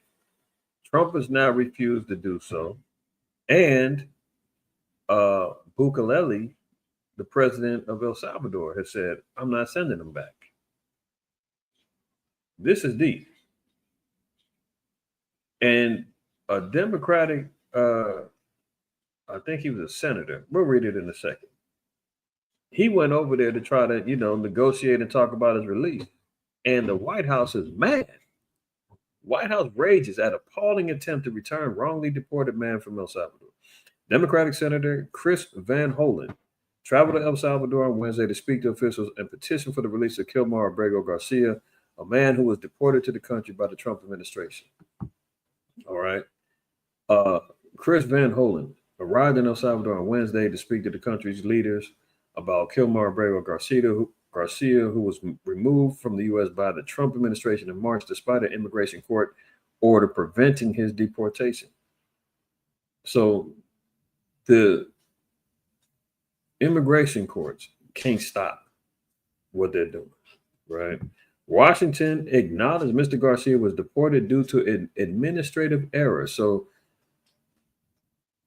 Trump and the so-called white, they don't want to correct their error. They're not saying it's error. They're saying he shouldn't have been here anyway. We're trying to get rid of these people. We don't want these Hispanics here. See, U.S. Supreme Court was called on the administration to facilitate his return. The Supreme Court, they said, send him back. That was done in error. Upholding a court order by Judge Paula Zinnes, but Trump officials have claimed Mr. Garcia has ties to the MS-13 gang. So even though, now here's the problem. Let's say he was in this gang, but he denounced the gang, he moved, and he's, changed his life. He's an upstanding citizen, he's working, father of three, so forth and so on. Either way, the so-called white man under Trump is saying, if you had any affiliations, you would attach to this. You're guilty. I don't care if you changed your life around. I don't care if you repented. I don't care. You're out of here.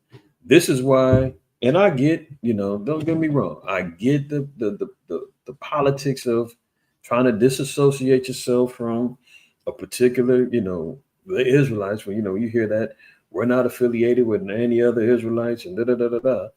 I understand the element of that statement, is you don't want to be held accountable for what everybody else is doing.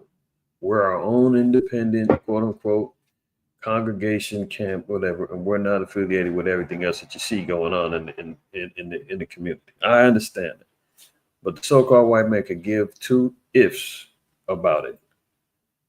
You say you're Israelite, you're Israelite. You're attached to. You can run around and say, "Oh, I'm not in a camp. You're Israel. You with them. You're out of here too." That's why the old proverb of "United we stand, divided we fall" has to apply, because there is no, in his eyes, we're all the same. In their eyes, we're all together. They could care less about your camp, your congregation, your individual lifestyle, whatever. You're one of them, you're there. Even if he didn't have no associations with the gang, even if he was affiliated, maybe he had family that was in there. You're with them. That's going to prevent him from getting back over here. Doesn't matter. Mr. Garcia's lawyers have argued there is no evidence of this. Speaking about Mr. Van Holen's trip to El Salvador, White House spokesperson Carolyn Levitt said that the Democrats, quote, still to refuse to accept the will of the American people. So the White House spokesperson Carolyn Levitt, she says the will of the American people is to get rid of these Hispanics. Get them up out of here. We don't want them here. Now, you know, that's code for white folks don't want them here no more. That ain't got nothing to do with their quote unquote. She don't have the authority to speak for everybody here in America. She's saying that's what everybody in America wants. We want them spicks up out of here. We want America great again, where we're the dominant, figure here, and all representations look like us, sound like us. You feel me? And this damn demon broad, they had a video of her praying, talking about, Lord Jesus, help me speak your word, before I go out here. She's the one who took the place of Corinne Jean-Pierre, who was overthrown by you. You remember the Haitian sister, the lesbian who, used to wear the little wild little wigs. Maybe that was her hair. I don't know, but it looked kind of wild to me. But anyway, she's a new spokesperson, man. So you're gonna see this little lily-haired, blonde, blue-eyed white woman up here speaking on behalf of the Trump administration. She now was behind closed doors praying. And let me see if I can find that video, man. Just in the spirit. I don't want to deviate too far real quick, but it just hit me in the spirit. It gotta do this. Let me see if I can find it real quick.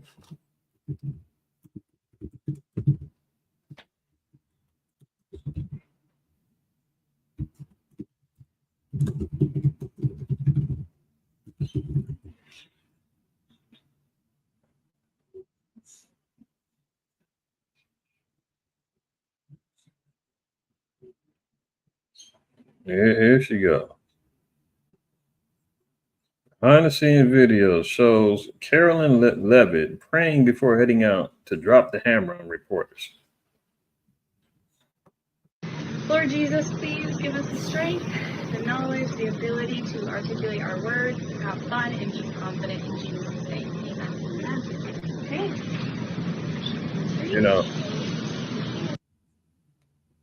Lord Jesus, please give us the strength, the knowledge, the ability to articulate our words, have fun, and be confident in Jesus' name. Amen. Give me a break. Hail Satan. Lord Jesus, please help me speak your words. Come on, man. Meanwhile, she goes out there and prosecutes her and speaks on behalf of prosecuting an innocent man. Does that sound like, quote unquote, something Jesus would do? That sound like being a good old Christian would do? You're supposed to love everybody. You're supposed to be there in support of your fellow man, your fellow human. We're all in this together. We're all the same blood. Oh, no. She says that the Democrats are refusing to acknowledge what the American people want. She believes in Jesus, all right. Good Lord. These people are so phony. It's not even funny. She says she alleged Mr. Garcia was a, quote, illegal alien MS-13 terrorist. So clearly this good Christian woman has no problem lying and alleging something that his lawyers have proven to be a lie, something that the Supreme Court has stood on and said, that's wrong, send him back over here. And look at this, and claimed his wife petitioned for court protection against him after alleged incidents of domestic violence. So he's an abuser. Meanwhile, his wife is sitting there protesting, trying to get him back home. Illegal alien MS-13 terrorist is what he's being labeled as, right? And Trump says, hey, we're not letting you go because you got ties to that gang. Now, let's look at the proof. Look at this. Trump touts a seemingly doctored photo of Abrego Garcia's hand in an attempt to prove the Maryland man is a gang member. Here's the image of his hand, right? And he says, hey, this is how we know he's part of the gang. He's got MS-13 tatted on his knuckles, right? Now, let's get a deeper look. Now, you see, hold on. They said it's a doctored photo. So if you see here, see the MS-13 on his knuckles here, right? Now, here he goes right here. The tattoo speculation started swirling after U.S. Attorney General Pam Bondi released documents earlier this week alleging Abrego Garcia was an active MS-13 member. The documents, though, don't make any mention of Abrego Garcia brandishing any MS-13 affiliated tattoos. Let me read that one more time. Why do I say this is important? Because, again, it does not matter what you say or I say. My position is, as a believing Israelite, they are going to frame it however they want to send you to a detention camp, to send you to a re-education camp. To look, the scriptures tell us that this was going to come down the pipeline. We just got the reading earlier. You're going to be turned over. Your family, your friends, everybody going to turn on you. They're going to lie on you. They're going to do whatever it takes in order to make sure that you're persecuted. And you see here,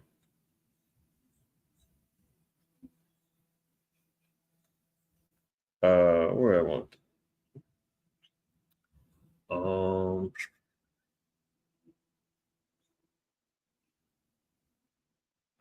right here, 2 Ezra 16 and verse 68.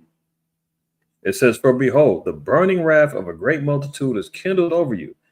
Remember, this is the will of the American people. You're not listening. The Democrats is tripping. The burning wrath of a great multitude is kindled over you. So there's going to be a great uprising against the righteous. They're going to be hot at anyone keeping the commandments, anybody standing on principles of morality, and civil attitudes according to the laws of God. They don't want none of that. And it says, and they shall take away certain of you and feed you being idle with things offered to idols. You're going to be force fed with doctrines of idolatry and physically. If you're going to eat, you can starve to death if you want to. We're feeding you swine. We're feeding you unclean foods. We're going to feed you this. If you don't eat it, then die. Force feeding. We've seen, if you haven't seen Goodbye, Uncle Tom, that video or that movie, I should say, regarding the slave trade, was made in Europe. Very graphic, very detailed, but very good in putting you in the spirit and mind of what that transatlantic slave trade looked like. When the slaves refused to eat, they would bust their teeth out and put feeding tubes down their throat and shovel food down their mouth, forcing them to eat. Right? They can do all of this stuff. Taking away certain of you, feeding you being idle with things offered to idols, right? And they that consent unto them shall be had in derision and in reproach and trodden underfoot. For there shall be in every place and in the next cities a great insurrection upon those that fear the Lord. They shall be like madmen, sparing none, no mercy. Oh, Supreme Court says this was wrong. Send him back. No, we ain't sparing him. Well, let's appeal to the president of El Salvador, who's not even a damn El Salvadorian. He's Arab. They shall be like madmen, sparing none, but still spoiling and destroying those that fear the Lord. They shall waste and take away their goods and cast them out of their houses. Yeah, you're deported. You're no longer going to be allowed here. You're going to a camp. Now let's read this one more time. The tattoo speculation started swirling after U.S. Attorney General Pam Bondi released documents earlier this week alleging Abrego Garcia was an active MS-13 member. The documents, though, don't make any mention of Abrego Garcia brandishing any MS-13 affiliated tattoos. You see the knuckles, right? We seen the one Trump was showing.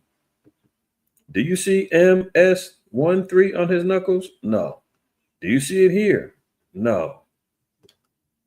Is MS-13 anywhere on there? Am I tripping? This is why I'm saying the witchcraft of technology that they have now, you cannot trust what we see sometimes. Let's double back. Here's the photo he's claiming is right there. How do they say it's the same? It's his hand? Because they said, oh, he's got the cross on one, he's got the weed plant, the cannabis plant here, the little demonic smiley face, the cross, and over here a skull. That's how they're identifying that this is his hand. You get back over here to Trump. What do we see? We see the weed plant, we see this the face, we see the cross, we see the. But what's missing? Oh, there's MS-13 here. Now, best believe. Imagine when it's time to persecute the Israelites, when you're getting accused of causing sedition, insurrections, you're being an annoyance, right? You're causing anxiety amongst the people, all these vague laws. And what's our proof? Oh, we've got doctored photos of, them running out of a bank, stealing. We've got a doctored video of them saying that they were going to destroy and unalive Americans when Christ gives the word on this prophetic date. Who knows what madness the devil is going to do. But this is what they're utilizing as so-called proof that he's a terrorist. And look at this. Building your online business? Look at this. Go to Wix.com and set up. This morning, amid multiple. Dealing with deportation, sitting down with Bukele, the president of El Salvador. And you see at the top, Trump mulls imprisoning U.S. citizens abroad. Quote, homegrowns are next. Homegrowns are next. Court standoffs, the White House digging in on immigration. We're getting them out. The Justice Department acknowledges Kilmar Abrego Garcia, a father of 3 with a work permit in Maryland, was deported to a notorious prison in El Salvador as the result of an administrative error. Last week, the Supreme Court ordered the administration to facilitate his return, an order the Trump administration has so far not acted on. That's up to El Salvador if they want to return him. That's not up to us. Meeting with President. Did you hear this, Demon? Yeah, he's Ishmael. Yeah, he's Ishmael. His father, I believe, is his father's Arab, right? Palestinian or something like that. I don't recall, but he's definitely Ishmael. That's how America gets these damn puppet leaders into Latin countries. A lot of them ain't Israel. A lot of them are Hispanic of a Hispanic origin. Look at the president of Mexico. She's a small hat, a GMO fraud who can speak Spanish. This guy, he's Ishmael, speaks Spanish. There's various other ones in the country. Again, I'm probably almost every other DSTM. I always say, hey, go watch South of the Border, that documentary about Oliver Stone. And it goes into all of that, right? Now, this broad says, that's not our problem. Yeah, we made the error and sent him over there. It's not our job to rectify our problem. It's not our job to rectify the error. He's in the hands of El Salvador now. That's up to them. He's their problem now. See how they just dust him off? And believe that's going to come, and that's going to be the standard. This is what Trump is trying to push for. This is why they're trying to make him an example. Of course, another Israelite, not that he's in the truth, but maybe by descent, he's the example. Causing international specter to say, what the hell? You deported him illegally and wrong, And then when it comes down to you rectifying your wrongs, you won't do it. And then said it's El Salvador's problem. And of course, because El Salvador is getting money from America, El Salvador is under the he's under the wing of the Great Whore. He's not gonna go against his boss.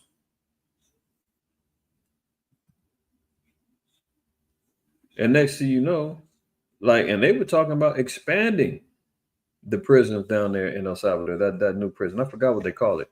But they said it's already the size of 7 football fields. That's 700 yards, over 700 yards of landscape of nothing but prison. They said they're ready to expand and do more.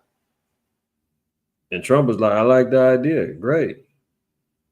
Homegrowns are next. You're going to need more room.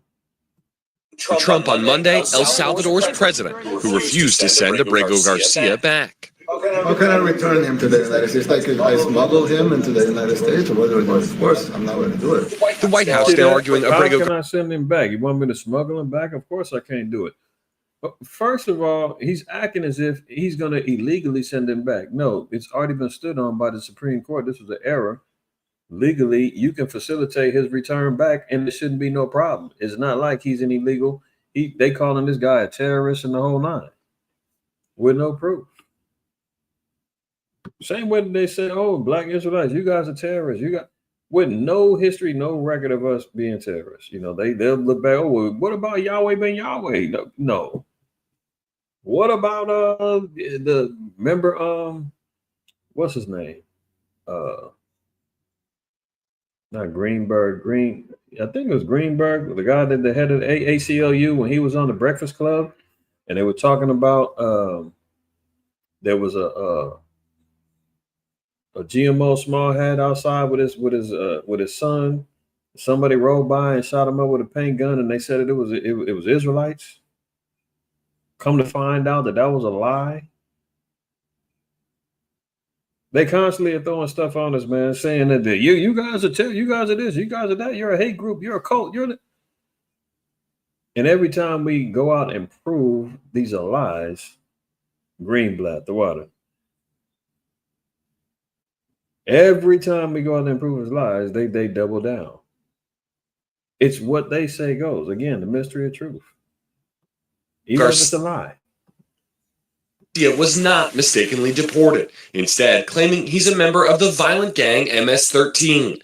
His family denies it, and he's never been charged criminally in either country. In the same meeting, President Trump also floated deporting U.S. citizens. We also have homegrown criminals. I'd like to include them in the group of people to get them out of the country, but you'll have to be looking at the laws on that. Before the meeting. Looking at the laws, he ain't looking at the laws now. He's not looking at the laws now. That's code for I'm law abiding. Yeah, meanwhile, you're not. This whole case is based upon you not abiding by what the Supreme Court ruled. And then say, well, he's out of our hands now. I mean, the El Salvadorians, it's on them. And you just heard him say, I ain't letting them go. That's all there goes his name right here. Nayib Bukele. Nayib. Does that sound Spanish to you? Bukele, does that sound Spanish to you? It's because he ain't. Meeting, Trump can be heard on a live stream shared by the Salvadoran president's team. Trump telling Bukele he may need more prisons. Homegrowns are next. The homegrowns. You got to build about 5 more places. Democrats responding to Trump's suggestion. It would be unlawful and unconstitutional. Yeah, but too late for that. Look, he said, whispering, thought he was off camera. Homegrowns are next. The homegrowns. You got to build about 5 more places. Do I need to play any more of this? Y'all know where this is going. That's why we read the scriptures we talked about earlier. About persecution, being delivered up, put in prisons, right? We just got to seeing about them isolating, being removed from homes. In the 2nd Ezra 16, being put in quote unquote camps, right? They're gonna need more space for the homegrowns. Unbelievable. Let's continue. Now, here's another thing. WHO agrees legally binding pandemic treaty. This is finally finalized. This was floating around on the internet for a long time, but it is official.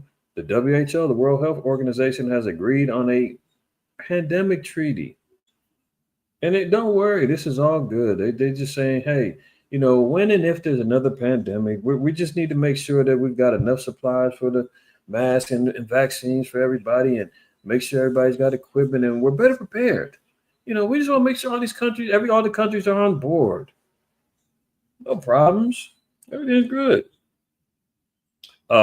In America, there's one thing I'll tip my hat to. As much as a demon and wicked he is, Trump, when he was first in office in 2016, he removed America from the WHO.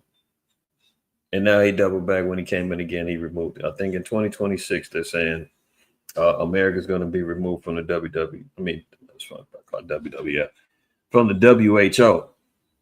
And we'll see if that comes to pass, because let's look at this real quick, and I'm going to play a couple of videos. Hang in there, y'all. Members of the World Health Organization have agreed to text of a legally binding treaty designed to better tackle future pandemics. The pact is meant to avoid the disorganization and competition for resources during that era. You know what I'm talking about. Key elements include the rapid sharing of data about new diseases to ensure scientists and pharmaceutical companies can work more quickly to develop treatments and vaccines. Isn't that nice? For the first time, the WHO itself will also have an overview of global supply chains for masks, medical gowns, and other personal protective equipment. That sounds like they're just trying to make it all safe for us. They just want everybody to be good, right?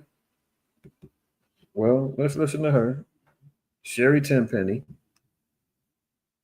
I'm gonna just play this video through. I'm not gonna stop it. I just want y'all to listen in. If you haven't seen this video, very key. She's gone over as much as she's looking witch-like on here, just to get past the face. But you know, she's gone through the documents. She's gonna break down some of the things she's found. And I know they're gonna probably play an ad. Don't come on now.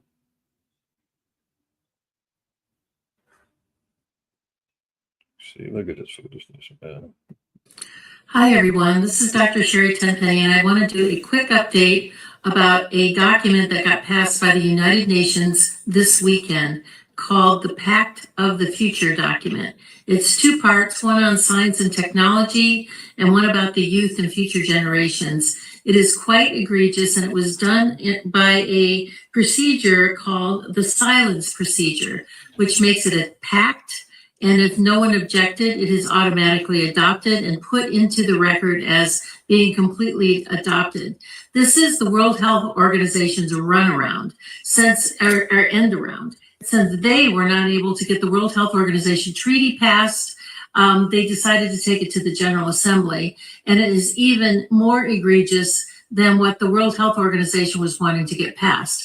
Let me just read you something really quickly about what is inside of this pact that is now being accepted by 193 nations around the world, and equally open-armed accepted by our current administration. Everyone, it says that this is the power structure, fully digital. Now, mind you, she's made this video over a year or so ago, right? When she says our administration, she's speaking under the Biden administration. The pandemic treaty recently got approved this year, 2025, under Trump. So she's not speaking about Trump. Let's continue. Maximized for the control of the masses. Everyone will be expected to have a biometric digital ID that marks them not just as citizens of an individual country, but as a global citizen. So anytime you hear global citizen or anytime you hear sustainability, think that this is an egregious thing that's happening at the level of the World Health Organization and the United Nations. Anyone that has a dissonant opinion will be labeled as misinformation, disinformation, or malinformation and memory hold.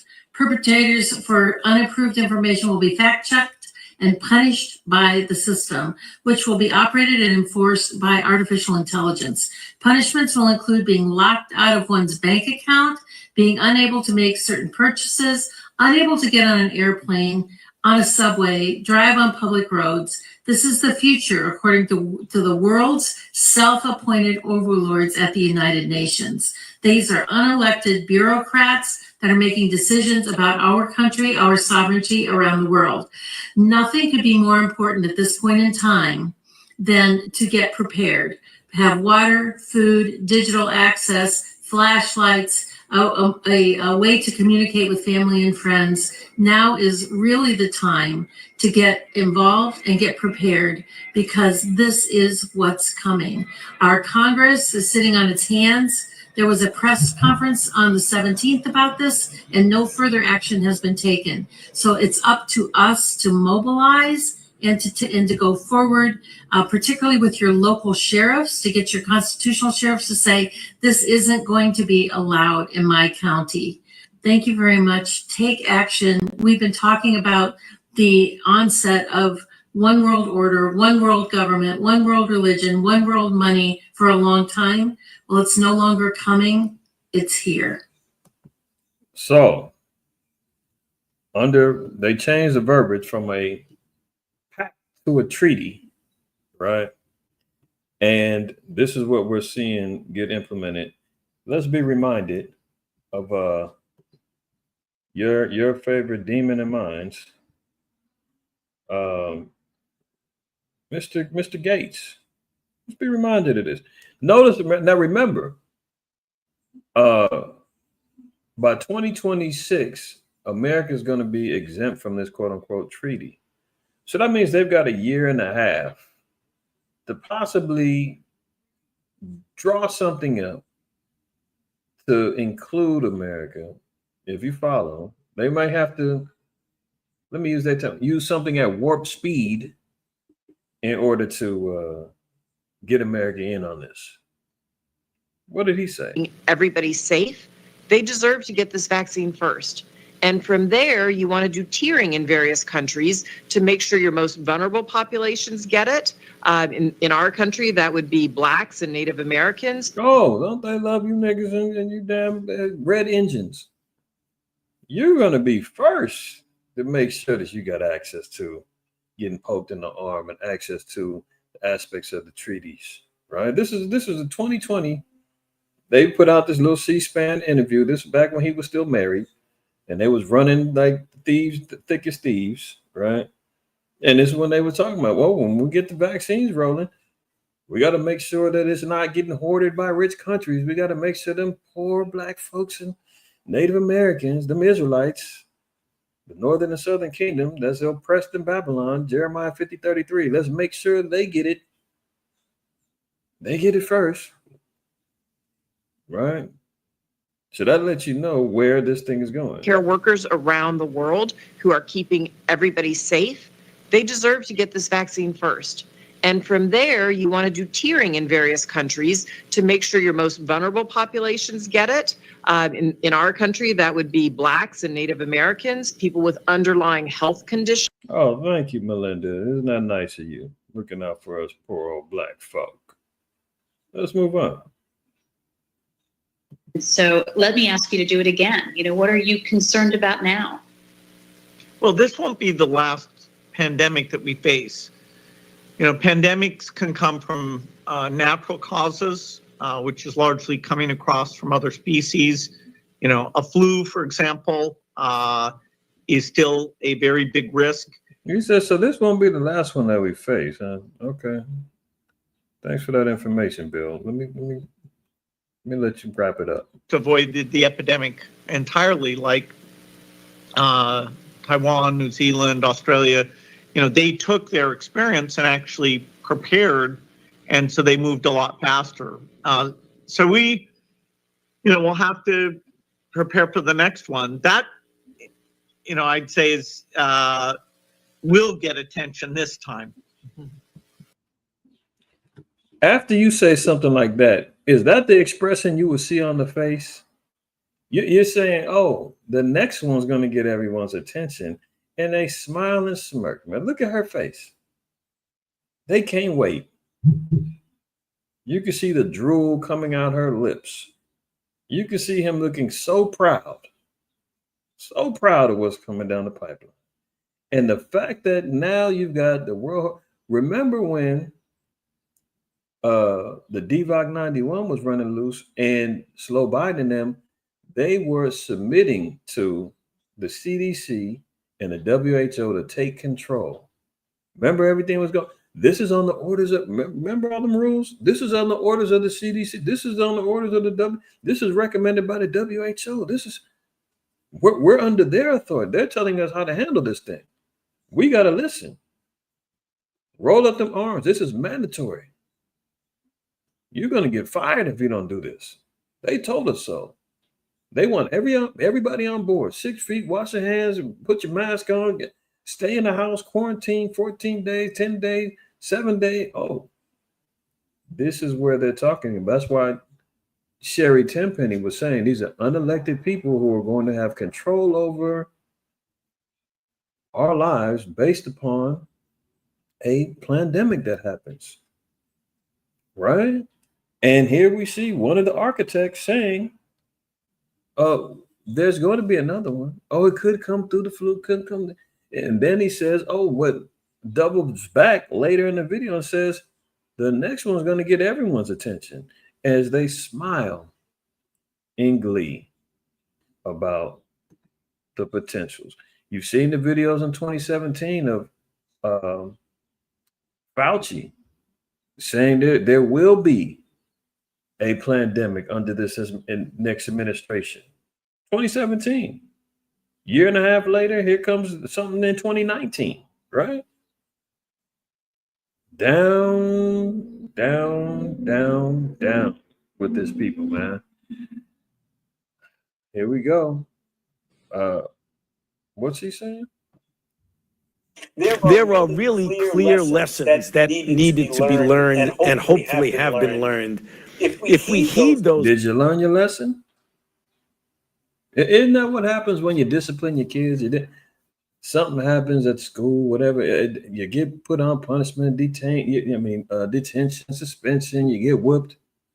First thing you told, did you learn your lesson? Yeah, I learned my lesson. You gonna do it again? No. Here he is saying the same thing. Oh, we gotta learn our lesson. If you didn't learn your lesson, we can do it again. Clear lessons that needed to be learned and hopefully have been learned. If we heed those lessons and we have good corporate memory of what we did not do as well and what we could do better, the only trouble is that my experience over the decades that I've been involved with this is that corporate memory of these things sometimes wanes the way immune responses to the virus wane, and people forget what went wrong. Oh, so you might need to be reminded. Corporate response. People, you start losing memory. Forget about it. We're getting back to life again. Remember? We're back to life is normal. The new normals they was trying to implement. People are now shunning away from getting boosted. People are now realizing, hey, that thing I got poked in my arm, man, it did me more harm than good. I should have listened to the people that were saying, don't do it. They're back putting in the military, people in the military that got discharged because they didn't take the poke. They're bringing them back and giving them, back pay. People that got fired from their jobs, they're being brought back. Federal workers, everybody. Oh, we're sorry. We didn't mean to. We were just acting on what they told us to do. Just following orders. And he's saying, we know how they fall back and they forget. We might have to give them a reminder because you didn't learn your lesson. These are all code words. And then you wind up getting into the same situation you were in to begin with. Oh, it'll come back again. So I don't mean to be pessimistic about it, but I really think we've got to keep reminding ourselves that, how are you going to do that? How are you going to keep being reminded? The scriptures say the Jews require a sign, and the Greeks, you got the wisdom. You're gonna need to see it to believe. You don't need to be So reminded. we don't know when the next outbreak is going to be. Of course you don't. It could be a year from now. It could be 30 years from now. But we still have to be perpetually prepared. Oh, thanks for the reminder, Frankenstein Fauci. Oh, There are. how about this? Oh, hold on. Is that right? White House confirms lab leak of that virus. The White House confirms this. Not some conspiracy theory lab, YouTube channel. IQ said it. No.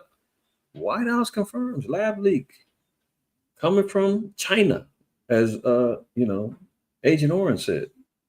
Former U.S. medical chief got Fauci under fire. Let's play just a little bit of this.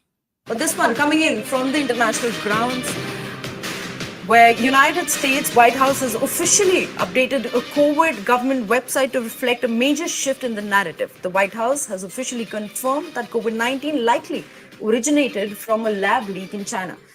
How many years did they say that was a conspiracy theory, that was lie, that was a disinformation, that wasn't, shut your channel down, all this other stuff, when anytime you said that. Now, years later, they come back and admit the truth.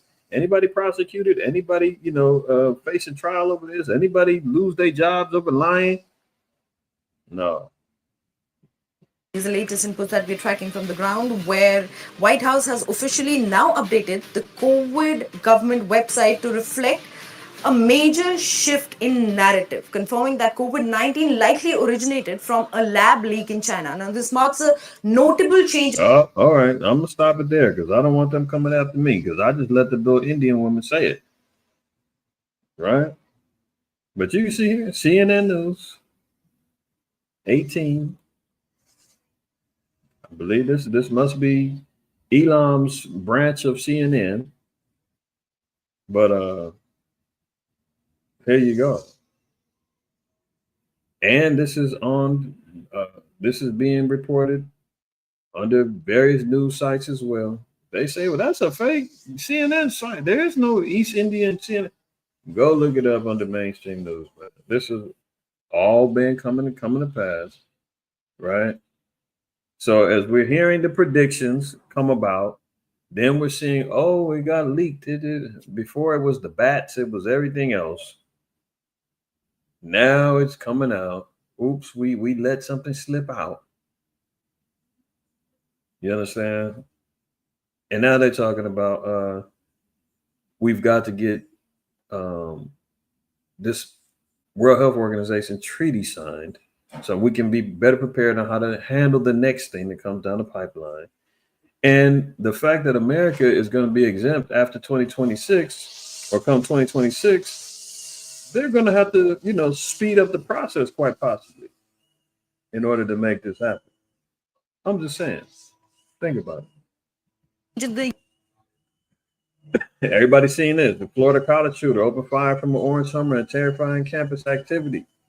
So another school shooting goes down. Ironically, Facebook will share your memories of the past. And just this week, I think it was, I remember sharing a portion of the book, Behold a Pale Horse. And there's a particular section in that book that speaks about school shootings being used for gun control and stuff like that. And Facebook reminded me of that post I did years ago. And just so happens this week, here comes another Florida University shooting. I can't remember when I made that post. But just ironically in the spirit, here comes a school shooting. 15 rounds get shot off. 2 people died. I think 9 people got injured. And let's just see what motivated this guy. What motivated the kid? Hold on, where's he at? There we go. Suspected FSU shooter promoted, quote, white supremacist views, spewed in racist vitriol against black people. Says a report, right? Now, clearly we see. Now, I don't know how many black people got shot or injured. I know the 2 people that were declared dead. One guy, I believe is Hispanic. His last name is Morales. and the other guy, I believe he's of some sort of Arab descent. Now, other people that got injured, I don't know if black people was targeted or whatever, but this kid, 20-year-old, is the son of a deputy sheriff who's got quote unquote racist views, white supremacist views. He said, I'm going to see if the deputy's going to go in jail just like they did other schools for the parents and missing. Oh, yeah. Very interesting to see if that goes down. What you saying, the choir? You know, they ain't going to hold them. You know, the parents ain't going to be held responsible. But here he is. Where is he learning these particular views from? Right? He gets it from his daddy, the little white supremacist, deputy out there. Alleged Florida State shooter, University shooter Phoenix Lickner touted vile white supremacist views according to his classmates, including that Rosa Parks wasn't in the wrong and that black people were destroying his community. Ilkner, who allegedly killed 2 people and wounded 6 others when he opened fire on the campus Thursday, horrified other students with his gross racial rhetoric. All right, so we see that this is racially motivated. You understand? And this is after we see this particular story. After this one.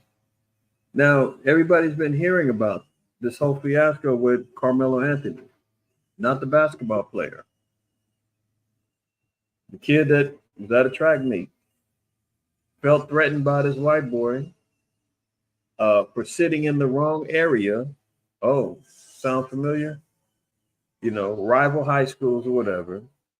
The brother, it says that, he felt threatened. The white boy put hands on him, pushed him or something like that. He pulls out a knife, stabs the white boy, and the white boy dies. I'm going to reserve any particular commentary on this until more facts come out, everything comes up. But this has caused a great stir between the two communities, so-called blacks and whites, right? Because not only do we see after this went down, this is when the school shooting went down in Florida. Now, this is important because when you read it, when we're seeing about the prospects of racial tension, civil war, so forth and so on, there's always something that sparks it. Hold on 1 second, y'all. Give me 1 second. Be right back.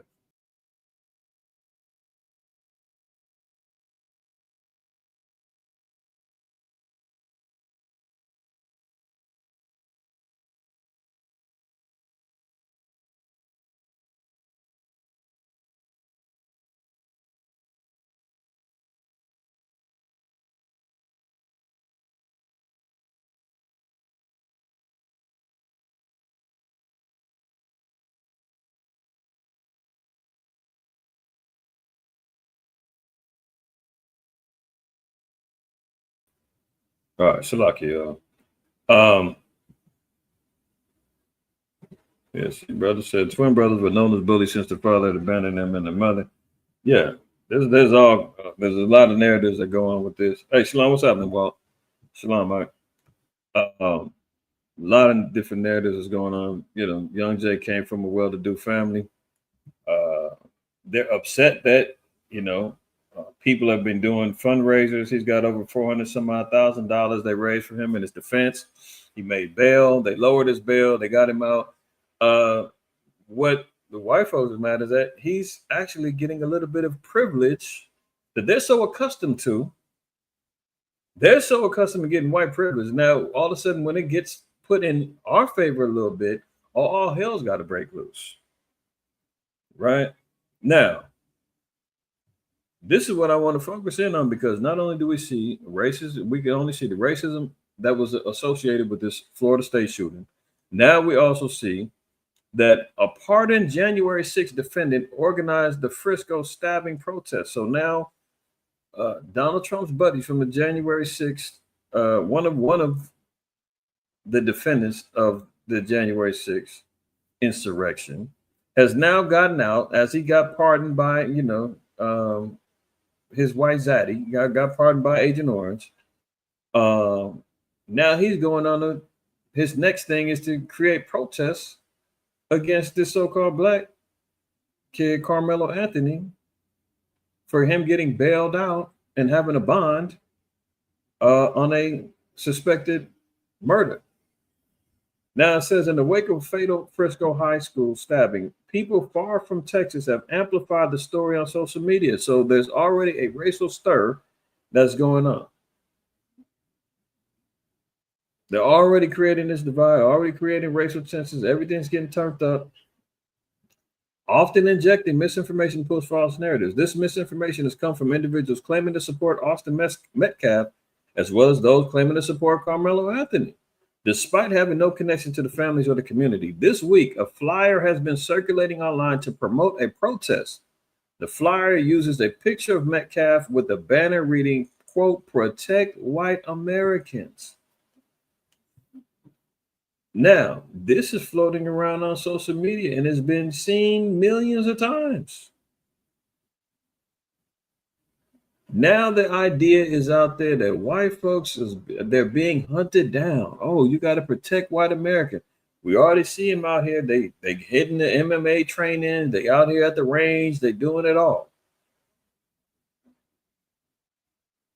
When we was at the range a few weeks ago, we seen everybody from Transformers out there to rich Edomites pulling up with servants, which seemed like a servant. It was one these two cats looked like they could have been, Armenian, Eastern Ukrainian or something. I don't know. But it looked like he had like a brother, but he looked like he might have had a little swirl in him. Driving the car up, we had the outside range. He drives the car up to the range spot, is unloading and taking out the stuff for them, and they were standing around talking with each other. I said, look at this. I'm just observing some of the people. Moab out there, all the nations, everybody out there, right? But now the narrative is out there that white Americans need to be protected. And far be it from some old Uncle Tom raccoon Negro to put his life on the line for a white man. They're gonna stand behind this too. We got to protect boss. Boss need to be protected. You niggas calm down, or I'm gonna do something to you for him. This week, a flyer has been circulating online to promote a protest. The flyer uses a picture of Metcalf with a banner reading, "Protect White Americans." The organizer of the protest, according to the flyer, is Jake Lang. Lang was charged with attacking police at the U.S. Capitol on January 6th. He was pardoned earlier this year by President Donald Trump. Lang is now running for U.S. Senate in Florida. The flyer has been shared by dozens of high-profile social media accounts, with one post on X receiving 5.3 million views. So we can see the racial tension is heating up. Social media is being used to fuel the flames. Misinformation, disinformation, the truth is all out there, right? So we got this. You had the school shooter popping up. He got a deputy, deputy daddy. Got white supremacist views. You think he just figured them things out on his own? He just got influenced online? No. Pops was in there training him up, but didn't expect him to jump out of bounds like that. Or maybe he did. Who knows? Right? And the question is, yeah, you're right, Naquab. Is he going to be held accountable? Probably not. Probably not. Kid is 20. He's of age, but nonetheless, we'll see what happens with this. But just showing the spirit, man, where things is headed. See this? We covered this earlier. Travel to the U.S. from almost everywhere is falling under Trump. Nobody's trying to come here, right? But the spirit is stirred, man. The spirit is being stirred. We're seeing everything that's playing out in regards to tribulation, affliction. We're seeing everything that's going down with the judgment that's happening in this place. We're seeing the spirit of insurrection stirring up, sedition, governors' homes being burnt down, racial attacks jumping off, earthquakes jumping off, economic collapse. the mad scientists are twiddling their fingers trying to figure out what's going to be the next plague that they release, and they got to make it hurry. They're signing pacts and deals to be able to control the masses once this thing is, comes out. And we're seeing it's going to be digitally, biometrically attached to everybody, or follow everybody around to control your spending habits, to make sure that you can have a job, to travel, to do everything else.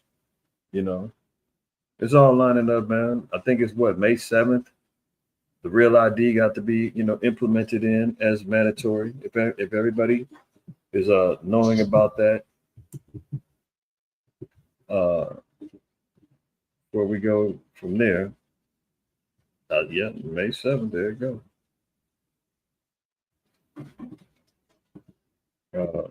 Let's look at that real quick.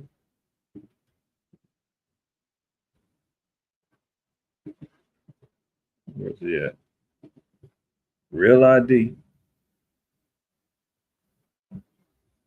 The deadline for obtaining Real ID is May 7, 2025. After this date, travelers will need a Real ID compliant identification or another acceptable form of ID to board domestic flights and access certain federal facilities. So, Lord forbid, grandma passes away and she's in North Carolina. If you ain't got your Real ID, you are not getting on that flight. And you say, well, if you don't have a passport, you don't have the multiple forms of ID, you ain't flying. So you better ask your boss if you could take over a week off to drive back and forth to North Carolina for the funeral. This is the type of stuff they put into effect, right? This is just another form of them being able to monitor, track, control your movements, my movements, so forth and so on, man. So there it is. There it is, man. All praise, honor, and glory to the Most High, man. Another one in the books. Let's be reminded as well, we will have a closing Shabbat class at 4:15 today. Tune back in. That's right. You're getting back to back. You're getting back to back right over here at MOTC, man. If you're available, come back, tune in, support the channel, man. I appreciate everybody who's continually supported the channel, not only through your viewership, but for those who've submitted your alms to us. Very helpful for us. We're maintaining, the work ethic that we're trying to implement and continue to implement. And outside of that, man, I want everybody to always be reminded to fear the Most High, keep the commandments, and don't shoot the messenger. Salute and shalom to everybody that tuned in, man. Lord willing, see y'all in a little later this afternoon. If not, till the next time we meet. Shabbat shalom.